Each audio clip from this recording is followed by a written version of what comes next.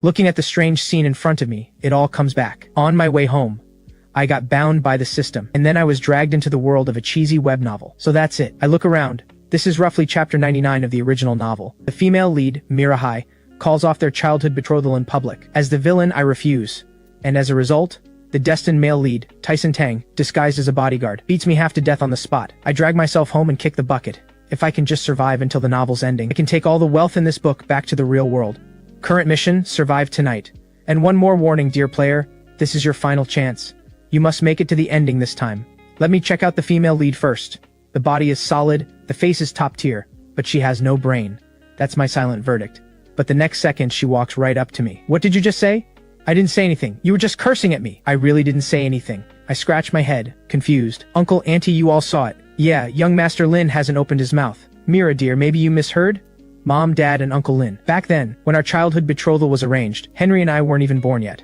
Father scratches his head and turns to look at me sitting in my chair. Besides, I don't want to marry someone I don't love. As she speaks, every eye in the room lands on me.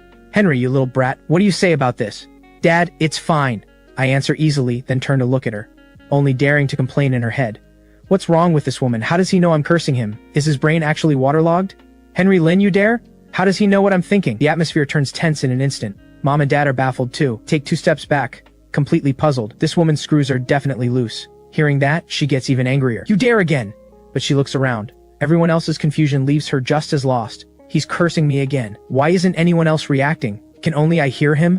Tyson Tang should already be here. In my last 8 lives, I tried everything. Fight him for opportunities. Dead. Try to befriend him. Dead. Pay someone to assassinate him. Got crushed in a reverse kill. I figured it out. I look up at the sky. I'm the villain.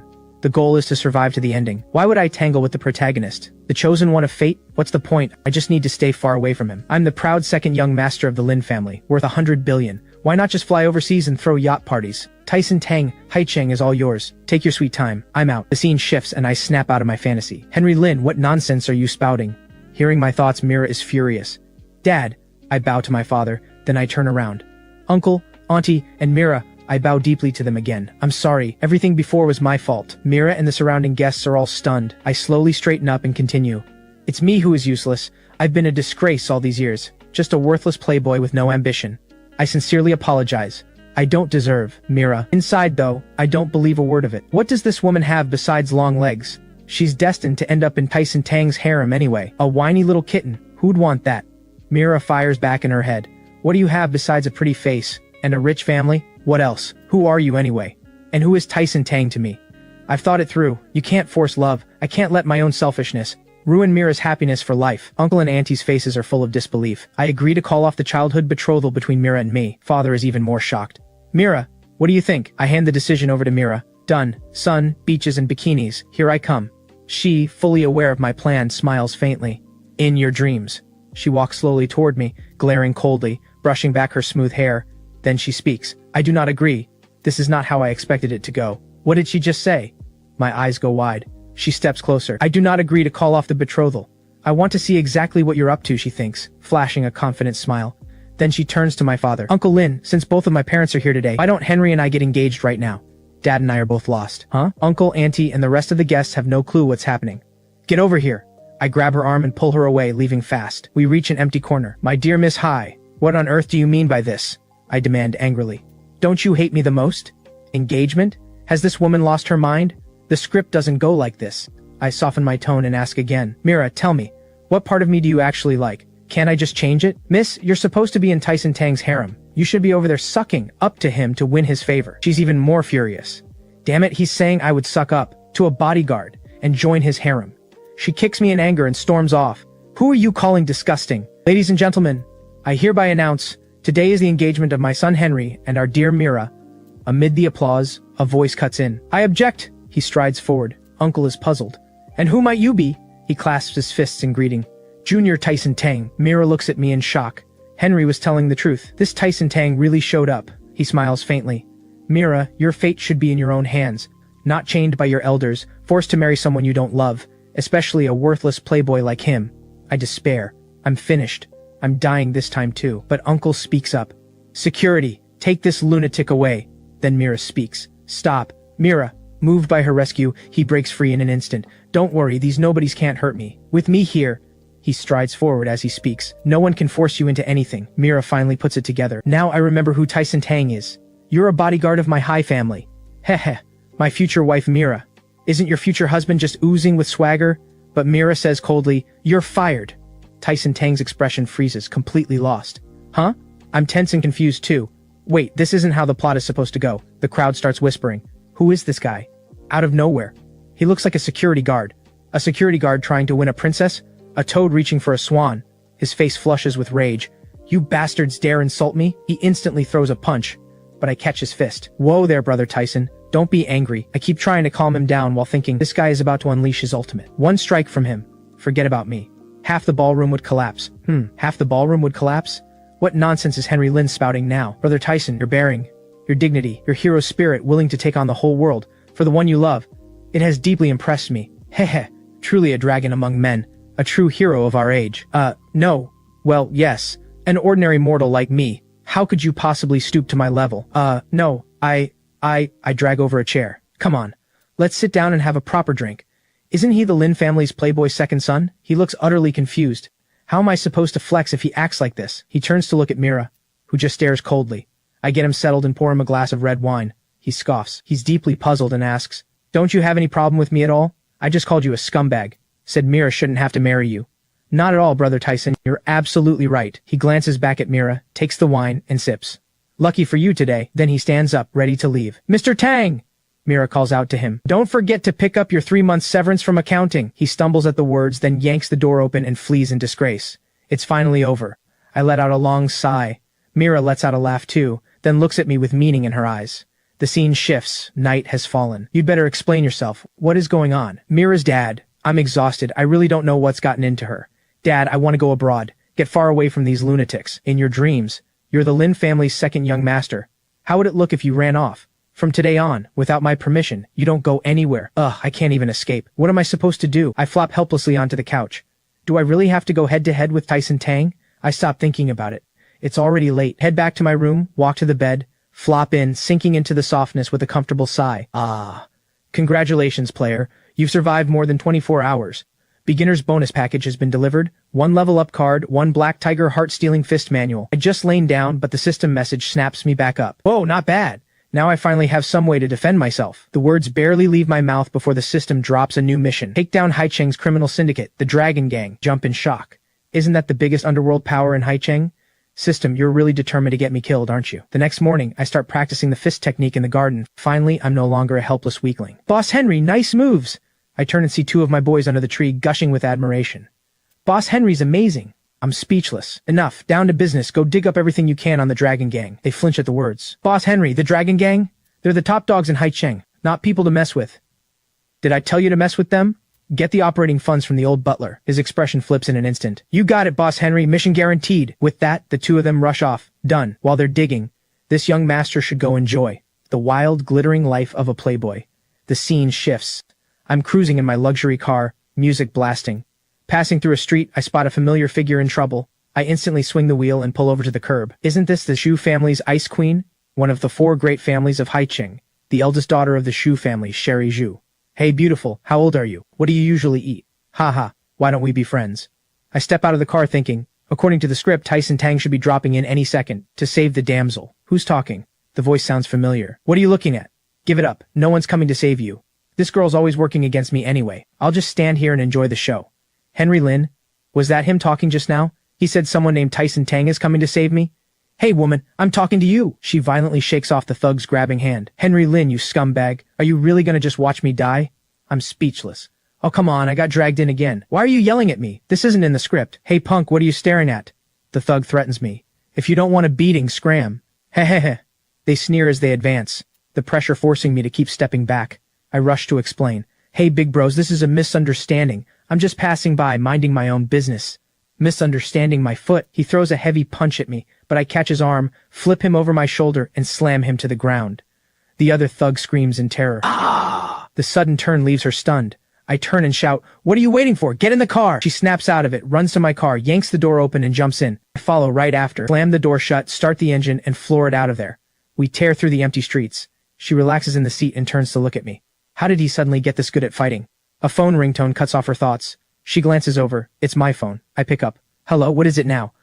Bad news comes through. Boss Henry, we've got a problem. The cops grabbed us. Come bail us out of the station, quick. The scene shifts. I arrive at the station, but I look relaxed, because I'm not the one in trouble this time. In broad daylight, a member of one of Haicheng's 4 great families gets assaulted on the street, and you plan to just take a statement and call it a day? The officer replies helplessly. Miss Su, you just filed a report. All we can do right now is take down the details. Then the door bursts open, and a white-haired girl rushes in.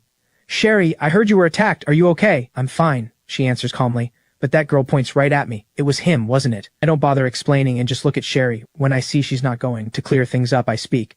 Don't go saying things that aren't true. I'm the one who saved her, thank you very much. Seeing her shocked face, I quickly recall who she is. Summer Ann, the only daughter of the Ann family, another of the 4 great families. From childhood on, she's never gotten along with me.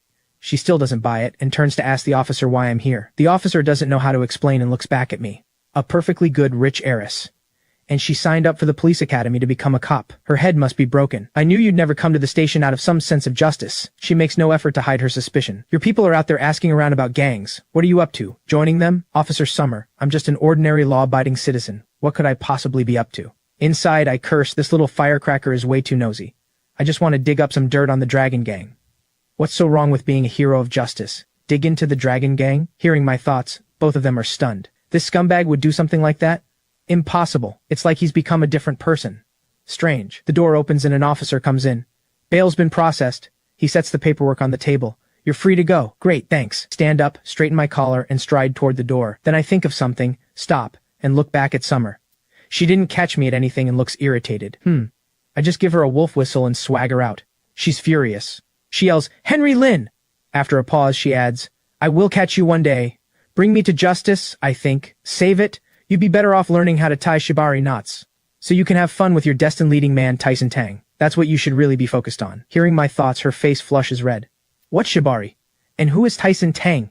You shameless, perverted scumbag. I am never letting you off the hook. The scene shifts. I arrive at a dockside warehouse to gather the info I need. A bunch of useless idiots.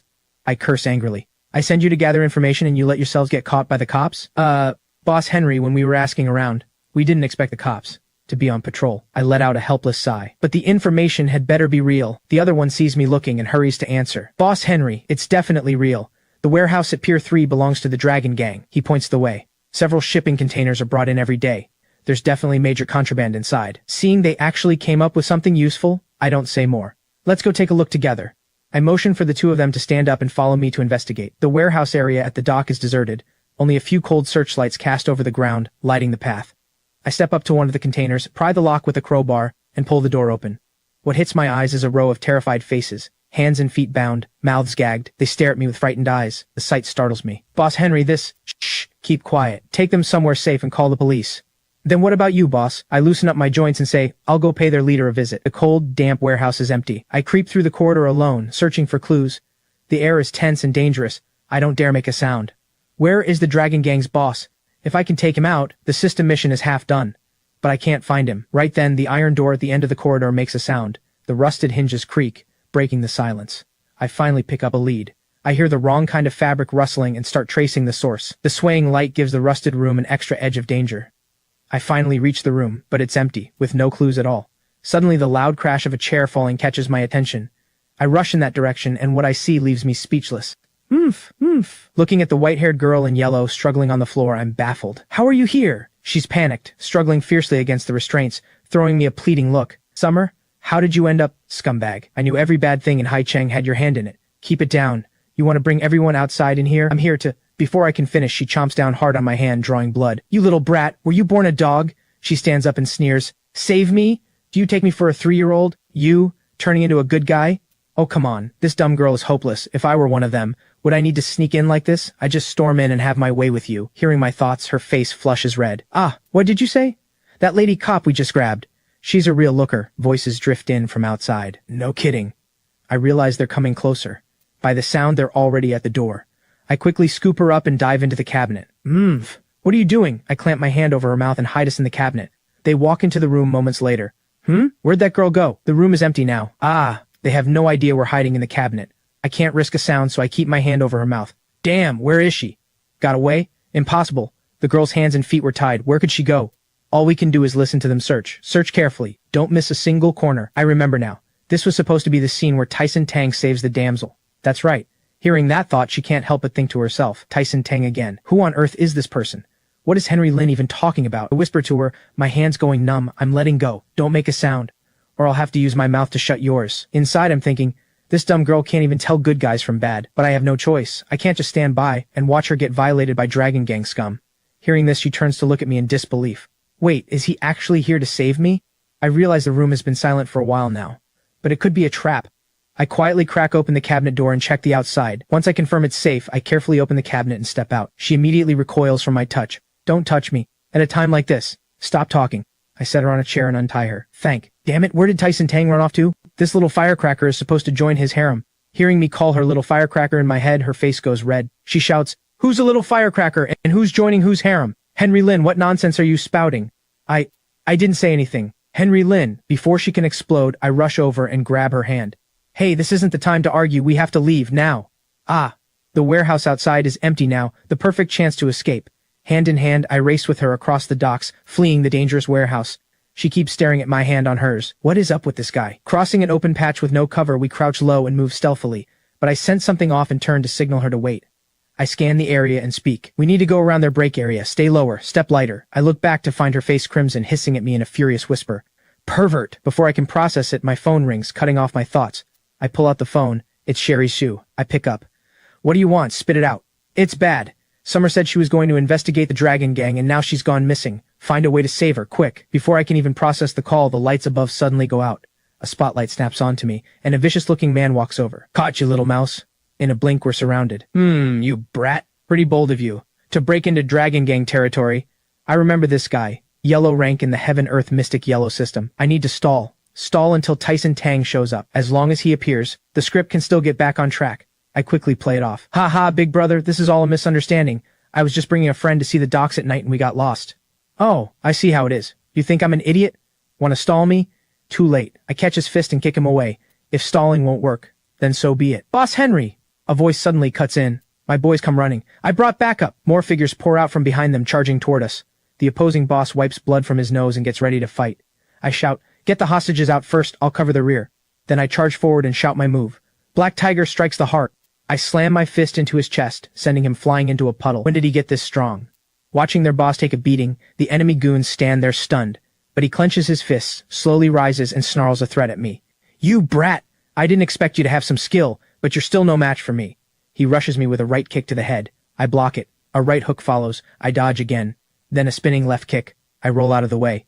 Seeing us trade blows, everyone watching is stunned. This guy is the Yellow Rank's top fighter. I have to stall until Tyson Tang arrives, and let him finish things, so the original plot can get back on track. After dodging several punches in a row, we each take a step back. Little mouse, how long can you keep dodging? The standoff drags on, so he switches targets and charges at Summer. I didn't expect him to be so dirty. Summer falls in fright. I quickly shoot out a kick to block his attack. He straightens his stance and signals his armed underlings to swarm in. Looks like Tyson Tang's grand entrance isn't coming. If the plot crashes, it crashes. Today I'm going to be the real protagonist. Get Summer and all the hostages out first. I'll cover the rear. Summer never expected me to do that. Henry Lin, are you insane? My boy's eyes are firm too.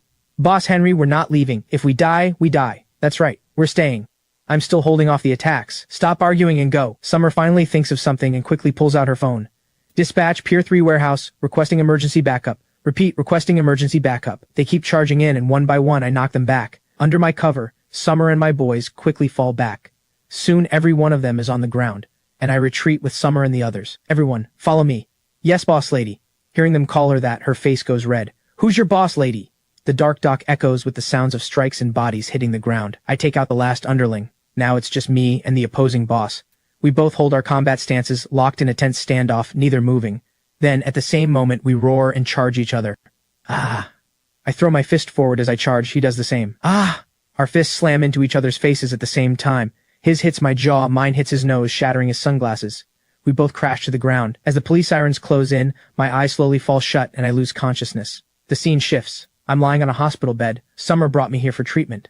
Watching the doctor slide a long needle into a pressure point on my arm, Summer asks worriedly, Sis Fiona, how is he? Oh, Summer, you're actually worried about this scumbag now? Did someone take over your body? Ah, her face flushes red. Sis Fiona, haha, I'll stop teasing. Don't worry, it's just a broken rib. He's got some internal injuries. I've already used the golden needles to protect his heart meridian. As she speaks, she picks up another needle and slides it into a point on my forehead. Whether he wakes up depends on his constitution. Summer is sick with worry. Just then, my hand starts to move. Sensing someone touching me, I unconsciously raise my hand and swat to the side. Fiona feels the pat and her face flushes, while Summer's face goes dark with fury. Congratulations, player. Mission complete. The Dragon Gang has been crushed. A new round of rewards has been issued. Damn system, why are you loading me up with all this stuff? Henry Lin, you pervert, just woke up and already up to no good. Don't blame him. I stimulated his pressure points with the silver needles. Hold still, I'll pull the needle out for you. You hear that? It was unconscious. And you. Besides, I touched this Fiona, not you. What are you so mad about? Her face turns crimson with anger. But she's too furious to even finish a sentence. Seeing Summer like that, Fiona can't help but laugh. Summer stamps her foot and storms out. Watching her leave, I can't help saying, this little firecracker is like a string of fireworks. One spark and she goes off. How do you feel? Does it still hurt? I'm fine. I wave it off. I'm doing great. Looking at her, her identity comes back to me. Her name is Fiona Su, born into a medical family in Haicheng. She's like an older sister to me, Mira, and the others. She's also one of the female leads in the original novel. Summer told me you took down the Dragon Gang, and saved a lot of people. Is that true? I never thought the troublemaker Henry I knew growing up would suddenly grow into a real hero. Actually, wait, why am I even explaining to her? Saving the damsel, winning her heart, that's Tyson Tang's script. I need to twist my character back on track. I'm the villain's scumbag. Ugh. Hearing my thoughts, she's startled. What did you say? She stares at me in disbelief. Haha, I didn't say anything. Hehe, sis Fiona. She backs away in shock. Sorry, sis Fiona, but I can't let the plot drift any further off course. Oh, saying one thing, thinking another. Interesting. She leans down and moves closer. Want to confirm it one more time? Her blushing face draws nearer and she asks, what's wrong, Henry? Then she presses her whole body against me. Didn't you say it felt good? I'm done for. Has sis Fiona's brain broken too? Just as I'm at a loss, a knock at the door saves me from this suffocating scene. Dr. Su, are you home? She gets up and walks over to open the door. Dr. Su, help. Please save him. Stay calm. Come sit over here. She and the woman help the old man slowly down into a chair. Then she has him hold out his hand so she can take his pulse and examine him. Central energy is flowing backward. Pulse is erratic. Something is very wrong. What did he take? Just the prescription you wrote before. We always buy the medicine from Golden Lotus Pharmacy. He drank it today and ended up like this. She picks up the herbs and sniffs them. These herbs are wrong. The woman is stunned by her words. Wrong? The scene shifts. She has finished the acupuncture treatment on the old man. Don't worry yet. His life isn't in danger for now. She turns to ask again. Think carefully. Are you sure this medicine came from Golden Lotus Pharmacy? Sis Fiona, what's wrong with these herbs? I ask, puzzled. The cinnabar has been swapped with myrabolite. Cinnabar calms the nerves. Myrabolite is a purgative. The cordyceps has been replaced with a cheap counterfeit. And at least 3 other herbs have been swapped with low-grade fakes. This is just... I'm furious too. This is playing with human lives. Wait, isn't Golden Lotus Pharmacy a Lin family business? I remember now. Golden Lotus, Harvey Lin. You dared tamper with life-saving medicine? After treatment, the old man's condition has improved a lot, but she still asks. Sir, how do you feel now? Thank you, doctor. Thanks to your skilled hands, I get to keep this old life of mine. He pulls a rough cloth bag from his pocket. This is for the consultation. Sir, please keep your money. You don't need to pay for the visit. This gentleman's consultation fee, and all the follow-up treatment and nutrition costs. I'll cover everything. Looking at the black card I hand her, she never expected me to do something like this. Young man, what is this? Sir, just focus on getting well. Don't worry about the medical costs. I will get to the bottom of this, and the public will get the answers they deserve. Sis Fiona, I'm heading out. Take care. I say my goodbye and pull the door shut behind me. Seeing the change in me, never imagining I'd really do something like this. She smiles with relief and looks at the black card in her hand. Where are you guys? Get over here fast. Not long after I hang up, my boys pull up and stop in front of me. He rolls down the window, sees I've recovered decently, and greets me. Boss Henry. Still stewing over what just happened, I'm in no mood to respond. Get in the car, anger boiling, and slam the door hard. He starts the car and asks, Boss Henry, where to? Back to the villa? Or hitting the bar? I close my eyes and think for a moment, then give him an address. Golden Lotus Pharmacy Herb Factory. Boss Henry, isn't that your big brother's business? What are we going there for? I open my eyes, fury burning in them. Less talk, drive, no more questions. The car starts and tears away from the spot. The scene shifts. Useless, useless. I, the young master, was born to face the heavenly tribulation, walking the mortal world to save it. How is it that nothing goes right the moment I arrive in Haicheng? Young master, please calm your anger. We all know a great calamity is coming to this world, and you, young master, were born to face it. You are the one destined to save it. Indeed, to save the world in the future, I need more resources to break through the heaven gate and shatter the void. That's why we came to Haicheng, to unite the 4 great families. And what happens? With Mira Hai. The plan to get close to her as a bodyguard failed, the plan to play hero and rescue Sherry Shu also failed, and the plan to wipe out the Dragon Gang and boost my reputation, that failed too. Young master, we've only just arrived, setbacks are inevitable, but the 4 great families of Haicheng will fall into your hands sooner or later. And those 2 useless wretches of the Lin family? How do you plan to handle them? Young master, rest assured, the trap for the Lin family has already been dug. He lifts his sunglasses, revealing a sinister smile. The scene shifts. A man is pouring tea for Mira. Don't worry, Mira, he says with a smile. This partnership between our families, the profits are absolutely guaranteed. Mira smiles back. Harvey, of course I trust how you handle things. Sigh, what a pity. My little brother does nothing but stir up trouble all day. Hearing this, Mira lifts her teacup and smiles without a word. If it had been the 2 of us engaged back then, our 2 families joining hands, Haicheng would already be ours. He takes a sip of tea. The tea is too hot to drink. Mira blows on it gently, then replies, Harvey, you're joking. Henry may have been a brat since childhood, but at least he's openly bad. You, on the other hand, hide a dagger behind your smile. Right then, a loud bang erupts at the door. Big brother, I've come to visit you. Seeing it's me, they're both stunned, but I don't care at all. Henry, what are you doing here? Who let you in? Ignoring him completely, I turn to Mira. Oh hey Mira, you're here too. I walk over and take a seat beside her. Big brother, I hear your medicinal herb business is going pretty well lately. I grab a date from the snack tray and pop it into my mouth. It's not too much for your little brother to want a slice of the pie, right? Mira looks thoughtful. He loves to fool around. But never for money. Could it be? Harvey suddenly slams the table. How old are you now? Furious, he stands up. Still acting like a fool. This deal is between me and the Hai family. It has nothing to do with you. He points at the door. Get the hell out and go home. I can't believe it. Mira, seriously? She's actually part of this filthy counterfeit medicine deal? I used to think she was just clueless. Turns out she's stupid and evil. I really misjudged her. Hearing my inner thoughts, Mira jolts and spills hot tea on her hand. What did you just say? Harvey instantly offers her a handkerchief. Mira, are you okay? Mira thinks to herself, counterfeit medicine? Harvey Lin. He actually dares to bring fake medicine to a deal with the Hai family? And how does Henry know? Meanwhile, I pop another date into my mouth like nothing happened. Big brother, don't be so stingy. They say gold has a price, but medicine is priceless. If the herbs are good, it's a deal worth more than gold, right, big brother? Could it be that Henry, he actually cares whether the herbs are real or fake? But he was never that kind of person before. I need to see what he's really up to. She takes a sip of tea and holds back. Harvey slams the table again and points at me. Put your legs down. Look at you. What kind of behavior is that? Yelling and shouting in front of Mira. You've thrown away every shred of the Lin family's dignity. The door suddenly bursts open. Boss Harvey, we've got trouble. Now what? A bunch of those damn peasants are causing a scene outside the factory. They're saying our medicine is killing people. I thought it was something serious. Just a bunch of troublemakers. What the hell are the security guards doing? Drive them away. Boss Harvey, there are reporters too. Looks like they're from Haicheng Daily. Their editor took plenty of our money. A lowly reporter's nothing. If they dare to get in the... Smash their cameras. Hearing this, I frown and sit up straight. I was going to use the reporters to force him to deal with the fake herbs. I didn't expect him to be this ruthless.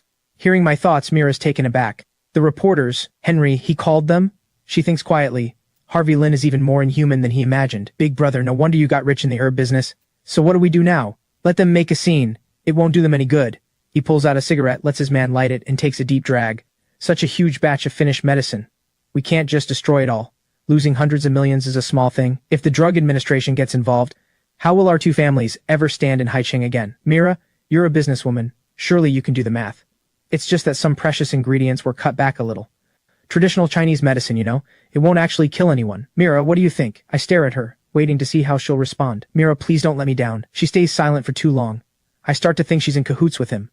My face darkens, sweat dripping down. But then she gives a faint smile and turns to my brother. Harvey, look at Henry. It's rare for him to care this much about the family business. Why don't we hear him out first? I didn't expect her to say that.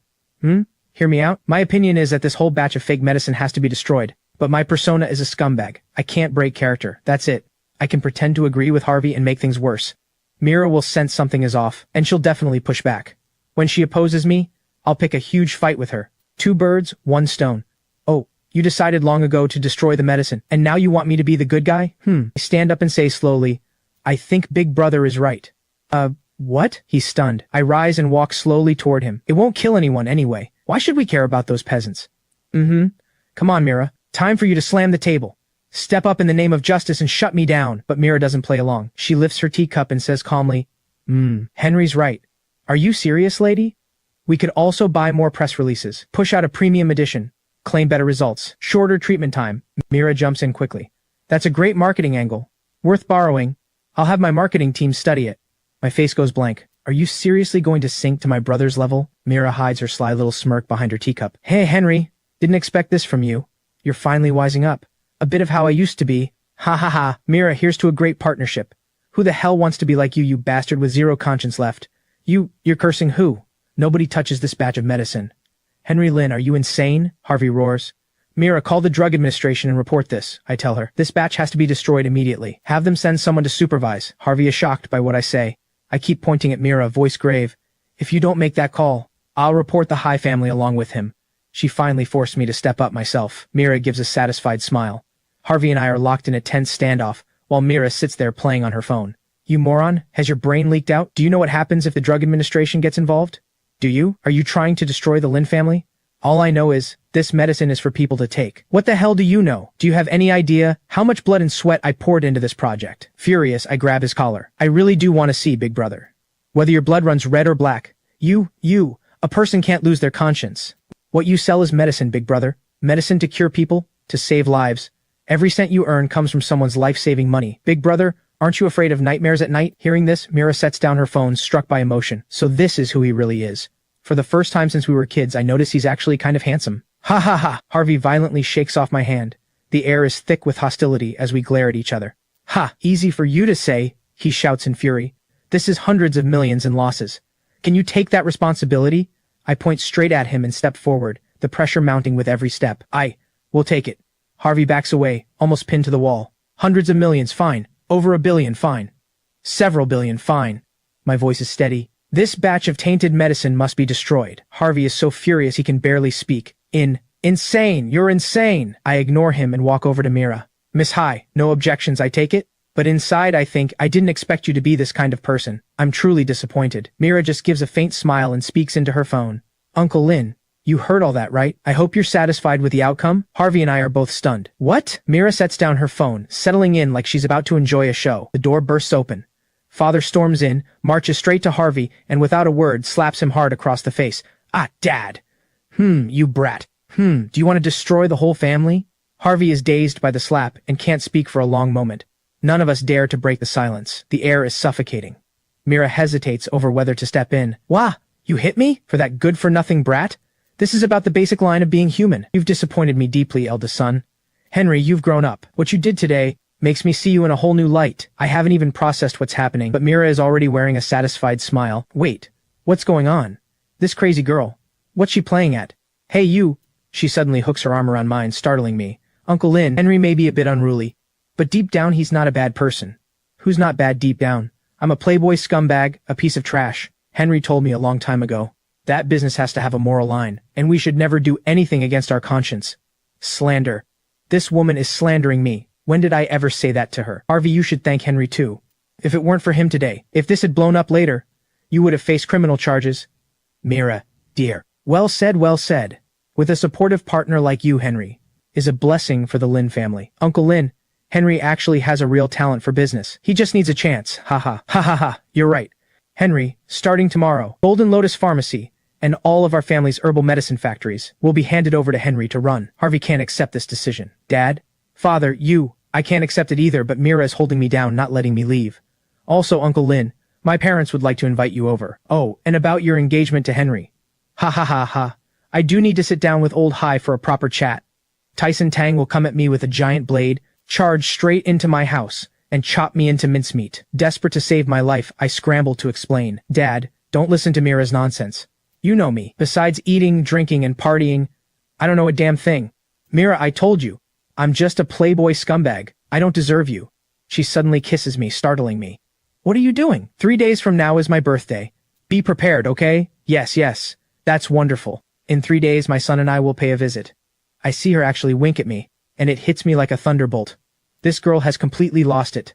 To get rid of her, I'll have to play dirty. The scene shifts. I arrive at a bar, head to the very important person room, push the door open, and walk in. I order a whole bunch of hostess girls. One on my left holds the mic for me to sing, one on my right pours drinks into my mouth, and several more clap and cheer beside me. Got it? I turn to my boys across the room and ask if they captured the scene. We got it, boss, but what's this for? Remember, shoot me looking sleazy. Get me looking depraved. Drowning in booze and women so disgusting that everyone hates me. Ha. Come on, play along. Hey, check this out. One of my boys runs over and hands me his phone. Take a look. I take the phone and open it. Not bad, that's the vibe. Find a reliable media outlet and leak these photos for me. Huh? My boys' mouths drop open in shock. Without bothering to explain, I hand the phone back. Ha ha ha, make sure the old man of the High family sees it. What? Huh? I don't believe it. Once the High family sees me like this, they wouldn't dare marry Mira off to me. Photos done, I get up to leave. A hostess girl asks, Mr. Lin, shall we continue? That's enough, have fun all of you. Tonight's on me. I wave them off and turn to go. I'm hitting the restroom. Meanwhile, on the other side, this is the trap you set for the Lin family? Now Henry Lin, that loser, has the inheritance. All of Haicheng is buzzing about him marrying Mira Hai. I was planning to bury the Lin family with the fake herb scandal, and the Hai family, their partner, would take a massive hit. Then, young master, you'd hand the sect's secret formula to the Hai family. Cut the chatter. What's the plan this time? Why am I dressed as a waiter? Young master, the Shu family of Haicheng has looked strong but been hollow inside these past few years. Sherry Zhu is at this very KTV tonight, entertaining a sleazy out-of-province client. You mean when that creep makes a move on Sherry? I burst in with the excuse of delivering drinks and save the damsel. Don't worry, young master. This is the perfect stage for you to shine. The scene shifts. Sherry walks out of the room. That Vincey guy poured so much booze into me. Did he really think I don't know what he's after? Her steps are unsteady. She's in bad shape. No good. My head is spinning. She tries to pull out her phone for help, but her grip slips and it drops to the floor. Ah! Seeing her about to fall, I catch her. Careful. She looks up, sees it's me, and says, Oh, thank you. Her reactions are sluggish, her mind hazy, her steps wobbly. I quickly hold her up. You reek of alcohol. How did you get this drunk? Business. A little embarrassed, she pushes me away, picks up her phone, and tries to leave. Seeing her about to fall again, I catch her from behind. Slow down. Just then, the room door opens again, and a man steps out. Sherry, why aren't you back yet? Seeing us pressed close, the man speaks without hesitation. Where'd this mongrel come from? Let go, she's not someone you get to touch. And who the hell are you? My words enrage him. You. The door opens again. Two bodyguards quickly step in behind him and speak carefully. Mr. He, this is the second young master of the Lin family of Haicheng. Mr. Lin, this is the eldest young master of the He family, Vince He. Seeing the situation escalate, Sherry quickly grabs my arm. Those two are my bodyguards. She makes a request. Help me. Mr. He, right? It's a misunderstanding. Sherry and I go way back. Look at her, she's had too much and she's acting up. I was just about to take her home. The Lin family's second young master. I've heard of you. You think you can snatch her right out of my hands? Even a mighty dragon can't crush the local snake. Mr. He, Haicheng has its own rules. Rules? I am the rules. Get Ms. Su back for me. System. I want to use the level up card. The system receives the command and activates instantly. Level up card used. Player current power, yellow gate, intermediate level. Powered up, I kick the bodyguard away with one strike. He slams into the wall and passes out cold. Seeing this, the other one quickly says, Mr. He, this guy is a trained fighter. I'm afraid I'm no match for him. Aren't you supposed to be a top expert in the martial arts world? So what if he's trained? You Lin punk, what gives you the right to ruin this for me? Seeing things turn sour, Sherry rushes up, throws her arms around my head, and kisses me without a word. Because he's my boyfriend. Oh? You two. Seeing the tension settle, she continues. Sorry, Mr. He, my boyfriend is taking me home. What about our deal? Any business matters the Lin family will handle. No need to trouble yourself, Mr. He. The #1 family of Haicheng. The Lin family really lives up to the name. You flatter me. Seeing things stabilize, Sherry turns to the two bodyguards. You two. The two break into a cold sweat, frozen and lost. These two can wait to see you in court. Ms. Zhu. Vincey tries to step forward, but he's blocked. Mr. He turns away, walking off as he speaks. Fine, Mr. Lin, I'll remember this. Enjoy your evening, Mr. He. We're leaving first. Once they're back in the room, with the door shut, we're finally safe in the hallway. And I remember to ask her, why did you just... Is there a problem? Of course there is. What's wrong? I want to say something, but the words won't come out. She pulls me into an empty room next door. Sherry, calm down. Sherry, look at the state you're in. Drinking yourself into a mess just for a deal. And getting sold out by your own bodyguards. You're a pretty failed CEO. You? Her face flushes red. What did you say? Henry Lin, hold it together. No going soft now. Better a sharp pain than a long one. The old man of the Zhu family is useless. That's why she's forced to step out in public. Hyped up as some genius female CEO, she's so angry she's about to cry. You what? Look at yourself. What are you even trying to salvage? She can't hold it back anymore. Tears spill down. You have to value yourself. I'd rather have you keep that cold face toward me forever. Stay an ice queen. Than see you like this. What's going on? Why isn't she saying a word? Did I scold her into silence? She collapses limply to the floor and passes out. Hey you. Looking at her out cold, I have no idea what to do. Boss. What's going on here? My sudden return leaves my boys stunned. Isn't that the Zhu family's eldest daughter? Boss, aren't you with the Hai family's daughter? Cut the chatter. I've been drinking. I can't drive. Whoever's sober, take me home. The The scene shifts. We're back at my home, now the next day. The wind lifts the curtains, letting bright sunlight slip into my room. I'm lying in bed, just waking up, mind still foggy, waiting for my brain to reboot. I stretch. My head hurts a little. How did I get back yesterday? Not noticing anything off, I close my eyes to keep sleeping, then suddenly bolt awake in shock. Hey Sherry, are you serious right now? I take one nap, and the original female lead is... She's still sleeping soundly, completely unaware. I lift the blanket and peek. Even though my heart is still pounding, I get a bit of relief. Phew! I breathe out. Thank goodness it was just sleep. Nothing happened between us. But Sherry is actually pretending to sleep, secretly mocking me. Coward. Then she snuggles closer and wraps her arms around me to keep sleeping. I can only escape fast. Padding across the floor barefoot. Tiptoeing, careful not to make a sound, I head for the door. I finally crack it open, but a voice rings out. Freeze! I immediately shut the door and raise both hands in surrender. Sherry, you're awake. I slowly turn around, face serious. Did you sleep well last night? She doesn't answer. Just stretches and rubs her eyes, like she's just waking up. Hey, wait a sec. Don't rush. Actually, you and I never even... Get me a change of clothes. I want a shower. Caught off guard by her demand, I blank out. Where am I supposed to find clothes for you? She glances around the room and says, You have so many clothes in your closet. Just grab one for me. With that, she gets up and walks straight to the bathroom without another word. Hey, what's up with this girl? Isn't she supposed to call me a brute? An animal? A bastard? For some reason she doesn't press it. She just goes to shower. With a reaction like that, do I even need to explain? I grab a piece of clothing and knock on the bathroom door. Here, take it. My face is bright red as I turn away. She opens the door just a crack, takes the clothes and says, Thanks. The door closes. Inside, she actually picks up my shirt, sniffs it carefully, and then breaks into a satisfied smile. The scene shifts. I open the front door to a crowd of servants greeting me. Good morning, young master, Henry. I'm strolling forward, even letting out a comfortable yawn, thinking it's just another normal day, when the sight in front of me drops my jaw. You little brat, get over here. Dad is waiting with a stick in his hand. What's the deal between you and Sherry? Stop right there. Hey, stop. Ow. Ow. Dad, let me explain. Nothing happened between her and me. You brought her home. Nothing happened. I'm going to beat you to death, you ungrateful son. Mom finally speaks up. Not the face. That's the only good thing this brat has left. Uncle, Auntie, good morning. Come, Sherry, have breakfast with Auntie. Faced with this awkward scene, my face burns red, and I just keep stirring my porridge. Uncle, these shrimp dumplings are delicious. Henry told me you love Vietnamese-style dim sum. As she says it, she places a dumpling into my dad's bowl. Dad coughs awkwardly. Yeah, it's a real hassle. Finally, Mom speaks. Sherry, what exactly is going on between you and our Henry? Don't worry, Auntie. Henry treats me really well. Hearing this, I choke on my hot tea. Oh, slow down. Nobody's competing with you for it. Oh, my dear lady, stop messing with me. You're terrifying when you're like this. After breakfast, we head out together. My parents and I see Sherry off. Uncle, Auntie, thank you for having me. I have things to do at the company. I should head out. Of course, I'll have someone drive you over. Come visit often.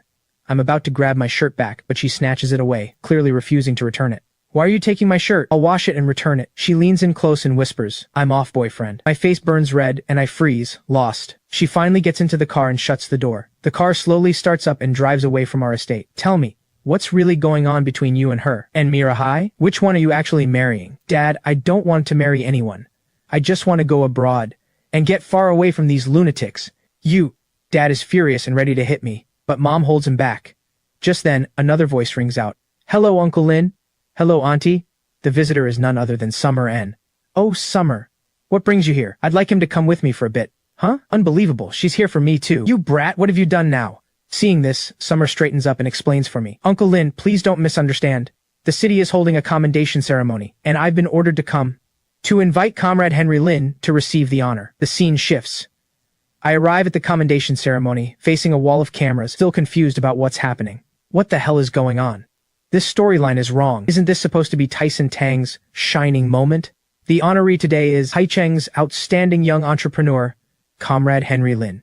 He stood fearless against violence, ventured into danger alone, and single-handedly brought down a criminal gang that plagued Haicheng for years. His wisdom and courage are an example for us all. Now, please give a warm round of applause as we welcome Miss Linda Lee, representing the rescued girls, to present flowers to our hero. Applause thunders through the hall as a shy girl walks onto the stage with a bouquet, heading toward me.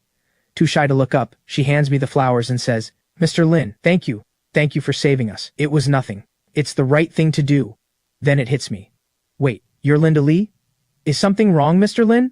Mr. Lin? I knew that name sounded familiar. In the original story, this Linda Lee was trying to raise money for her mother's treatment, which is how the Dragon Gang lured her in. Her mother should still be in the hospital. Mr. Lin? Originally, Tyson Tang didn't just save her. He also cured her mother along the way. Damn, I stole Tyson's credit. So what happens to Linda's mom now? Summer hears my inner thoughts. What nonsense is he going on about now? I can't just leave her to die. I have to find a way to help her. But handing her a pile of cash out of nowhere makes no sense. Got it. Summer, our righteous little firecracker, is right here. Hearing her own name in his head, Summer wonders. What's he scheming now? I can pretend, right in front of the little firecracker, to harass Linda. Then, the little firecracker will definitely flip out and stop me. Sure, please continue with your show. Then, under the excuse of emotional damages, I'll give the money to Linda so she can save her mom. That way I keep my persona intact. 2 birds, 1 stone. Summer is furious to hear me scheming like this. Mr. Lin, if there's nothing else, I'll be going. Wait, I grab her hand to stop her. I hold her hand tight, not letting her leave. Hey! She struggles to break free. Summer watches the show coldly from behind. You're pretty, and your figure is amazing. Any interest in working at my company? I happen to be short a secretary. Mr. Lin, please don't joke about that. The host senses something off and steps forward to intervene, but Summer blocks him. How about being my personal secretary? The work is easy. Right at my private villa. Making my bed, folding my blankets. And the uniform. I lean in close to her ear and whisper, a pencil skirt. My absolute favorite. Ha ha ha. Furious, she yanks her hand away and says firmly, Mr. Lin, please show some self-respect. Close enough. I smirk and glance back at Summer. Little firecracker, seeing this young master bully an innocent girl like this. Isn't it about time you exploded? Come stop me already. Miss Lee, I think you should seriously consider Mr. Lin's offer. Huh? Linda is shocked, and so am I. Whoa, wrong line. Little firecracker. Aren't you supposed to call me a scumbag? A perv? A bastard? Aren't you supposed to call me vile and disgusting? Look, Mr. Lin is young and accomplished, and very generous. Working as his secretary beats struggling out there in the cold. Watching her, I get it. This is a commendation ceremony. So, the little firecracker is just trying to smooth things over for now. But this is way too sudden. Plus, Mr. Lin, he wants me too embarrassed she can't finish. Women are just here to play with me, right? I keep up the sleazy tone. Inside, I'm sweating bullets. I have to push harder. Henry Lin, time to test your acting skills. I tilt her chin up. As long as you serve me well, I can pay any price. I don't believe it. I'm going this far. Summer, can you still hold back? That's right, Miss Lee. Stick with him, and you'll be a wealthy young lady in no time. Miss Anne, actually, I know her family is in trouble. That's why I'm pressuring her. Mr. Lin, how do you know her family is in trouble? She says, unconvinced. I cough twice. Anyway, I just know. I know she needs money badly. That's why I'm using the job as leverage. You understand? I see. So Mr. Lin is trying to help you solve your problem. Well, aren't you going to thank Mr. Lin? What do you understand? Did your sense of justice get eaten by a dog? I never expected Summer to derail the entire plan. My face goes dark. Done. I can't keep this going. These women, did they all team up to mess with me? Not one of them is sticking to the script. Heh heh heh. Summer flashes a sly, triumphant smile. Linda finally catches on and lowers her head, embarrassed. I'm completely out of options. I have to drop the act. All right, no more joking. Miss Lee, here's my assistant's number. Come straight to my company tomorrow to check in. Position, intern at the CEO's office. Let's start the salary at $30,000 a month. The host is stunned, and so is the audience. Oh my goodness. Unbelievable. How did this happen? After all that drama, he still ended up being the good guy. Says one thing, means another. Shut your mouth. In broad daylight, you dare use money to threaten an innocent girl? Despicable. Tyson Tang roars, then rises to his feet. Ha ha ha. Henry Lin, you fool. I've finally caught you in the act. Today is the day you die. The original male lead finally shows up. Brother Tyson, you're finally here. Let me explain. I learned all of this from you. What? Learned from me? Yes. Last time at the banquet hall, that heroic rage of yours for a beautiful woman burned itself deep into my heart. He doesn't even know how to respond. I reflected day and night and decided to follow your example. I point behind me. Miss Lee here is in trouble. I was just trying to help her the way you would. Enough nonsense. Henry Lin, your sins are countless. Today I deliver heaven's justice. He still won't let me off. Damn it. At that moment, Summer suddenly steps in front of me. Stop. Tyson is also caught off guard. Huh? Miss Anne, daughter of the Anne family, please don't be alarmed. I'm only here to teach this scumbag a lesson. I won't put your family in a difficult spot. Provoking a disturbance in a public setting. And threatening someone's personal safety. He never expected to be the one charged. Huh? Tyson's face is full of disbelief. Summer's face is cold as she turns and calls out, What are you all standing around for? Cuff this dangerous person. And bring him in for questioning. I'm completely dumbfounded too. What is this now? What is this little firecracker up to? You really want to throw the destined male lead in jail? If he loses it and explodes right here, We are in serious trouble. Oh, come on, Officer Summer. It is all just a misunderstanding. Brother Tyson is brave and righteous, a true man among men. He is simply using his own way to test us mere mortals. That is correct. I was just testing Mr. Lin to see if he truly wanted to help. As expected, the destined male lead still cares about saving face. Then this will be easy. Brother Tyson, the truth is, Miss Lily's mother is gravely ill and urgently needs treatment. I wonder if you can help her, Brother Tyson. Is that so? Miss Lily, I am no expert, but I know a bit about the healing arts. I would be honored to help. Yes, that is exactly the rhythm I want. Tyson saves her mother. Lily is overwhelmed with gratitude and joins his harem. Perfect. Lily, hurry up and say yes. This Brother Tyson is a miracle doctor, a true miracle doctor. Having him treat her is the greatest blessing your mother could ever receive. Lady, what the hell are you hesitating for? Just say yes already. In the original novel, you literally drop to your knees on the spot. But after hearing him out, she still shakes her head and refuses. We are all completely baffled. Watching Lily's reaction, my heart sinks. It is over. I forgot. In the original, Tyson destroyed the Dragon Gang first, and personally healed the kidnapped victims. That is how Lily came to trust him. Tyson clears his throat. Fine. Since Miss Lily does not trust me, I will not push it. When you change your mind, call this number. He hands her a business card. Goodbye. Lily looks completely stunned. Everyone watches him stride out the door. I clench my teeth, sweat pouring down my face. You should have said yes. He really is a miracle doctor. But Summer cuts in. What makes you so certain that this Tyson guy is the only one who can save her? Well then, who else? You think you can do it? Summer walks up to me and pokes my forehead. You idiot. Did you forget who saved you when you were injured? Huh? Damn, that is right. I finally remember. Dr. Su, I was so focused on pushing the plot.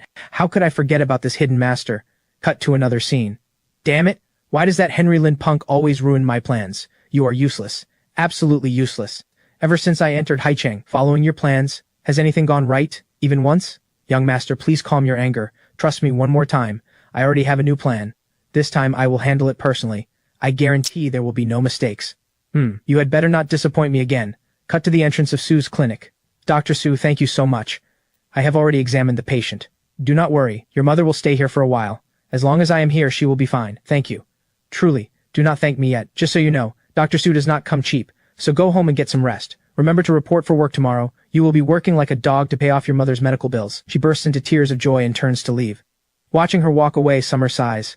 What a long day. We can finally relax. Come on. I will take you home. Got time tonight? Dr. Su cuts in. Stay and have dinner with me. Huh? Why? Because I admire you. You had the courage to stop Golden Lotus Pharmacy's fake herbs for the sake of your conscience. She smiles. So I want you to try my signature medicinal stew. Well, I cannot refuse such a kind offer. Hey, I want some too. Me too. Save a portion for me. Sure. With Summer joining us, it will be even livelier. We all head inside together. Steam rises from the bubbling pot on the stove. Summer lifts her bowl and takes a sip. So fragrant. Sis Su's medicinal stew really is Haicheng's priceless specialty. Next time, tell me something I do not already know. Let me get you another bowl. She takes the bowl and refills it. Here, drink more if you like it. As I am eating, the system window suddenly pops up again. Emergency mission issued. Survive past midnight tonight. Survive tonight? Are you kidding me? I am enjoying good food, good drink, and beautiful company. I could not be safer. Why would I suddenly need a challenge? To stay alive? Wait, something feels off. Why does it suddenly feel so hot? I turn to the girls. Hey, do you feel hot too? Ugh, so hot. Sis Su, is this stew too potent? It is a little warm. She gives an embarrassed smile. Let me check. She takes Summer's wrist and feels her pulse. Ah. She freezes in shock. Sweat beads on her forehead. With an awkward laugh, she says, Sorry. I think I mixed up the herbs today. Lady, you are supposed to be a miracle doctor. How do you mess this up? Just then, my phone rings. I look at the screen. It is Mira. Crap. Why is this woman calling now? Henry Lin, where are you? Did you forget what today is? The moment she says it, I remember. Oh no, today is Mira's birthday. Ugh. Actually, wait a second. Is this not the perfect setup? I can use this chance to make this crazy girl Mira give up on me for good. I did not forget. But you know how men are. Always busy. I am currently out closing a deal. Just then, Summer leans in. Henry, I am so hot. My clothes feel so tight. I cannot get them off. My clothes are too tight. I cannot get them off. It seems I have interrupted Mr. Lin's good time. She hangs up the video call and clenches her phone in pure rage. Her face turns dark. She is clearly furious. Seeing that dark expression as she hangs up, I actually smile. It was not part of my plan. But well done. Hey, little firecracker. You really are my lucky star. This time I am finally free. Ha ha ha. But she slumps against me, motionless. Something is wrong. Hey, little firecracker, what are you doing? Hey, little firecracker, snap out of it. I push her grabbing hands away and stand up. Let me ask you something. Were you just acting all this time? Acting? What are you talking about? You were supposed to be a scumbag. But you saved Lily. You saved me. You risked your life alone. You are like a completely different person. Her face flushes red. I think I am falling for you. I break out in a cold sweat. Falling for me? She must be insane. Did that stew fry her brain? Sis Su, do something. Quick. Sis Su, you... Oh, hell. Sis Su, why are you asleep? I cannot believe this is happening. Is she messing with me? Dr. Su drugged herself with her own stew. I will have to figure this out alone. Hey, wake up. My phone rings again. It is Sherry. What the hell? The female leads are losing their minds in shifts today. Frustrated, I pick up anyway. Hello? Sherry? What do you want? You scumbag, where the hell are you? Mira is furious because of you. Ha ha ha, even better. Now she will stop chasing me every day. She canceled her birthday party. Right now she is heading off to sign a contract with Vince He, accepting capital from the He family. The news drains the color from my face. Sherry sits down and continues. Hurry up and stop her. You know exactly what kind of person Vince He is, right? Damn, signing with Vince He? Are you kidding me? I sent you the address on WeChat. If you do not come, the Hai family is finished. Damn it. No wonder the system gave me that bizarre mission. This is what was waiting for me. Ugh, ha ha ha, little firecracker, calm down, stop fooling around. Vince He set a trap to get the Hai family to invest. I know this trope. In the original novel, the Shu family and Sherry were the ones who got screwed. How did it switch to the Hai family and Mira? If I do not go, that silly girl is going to fall straight into the trap today. I try to steady Summer, but her face is bright red and she is clearly out of it. I have no choice but to scoop her up. Damn it. In my past life, I must have owed you women big time. The sleeping Dr. Su suddenly opens her eyes and smiles faintly. I carry Summer into the room. What are you doing? I do not want a bath. I want a hug. Ignoring her, I drop her straight into the bathtub. Hug me.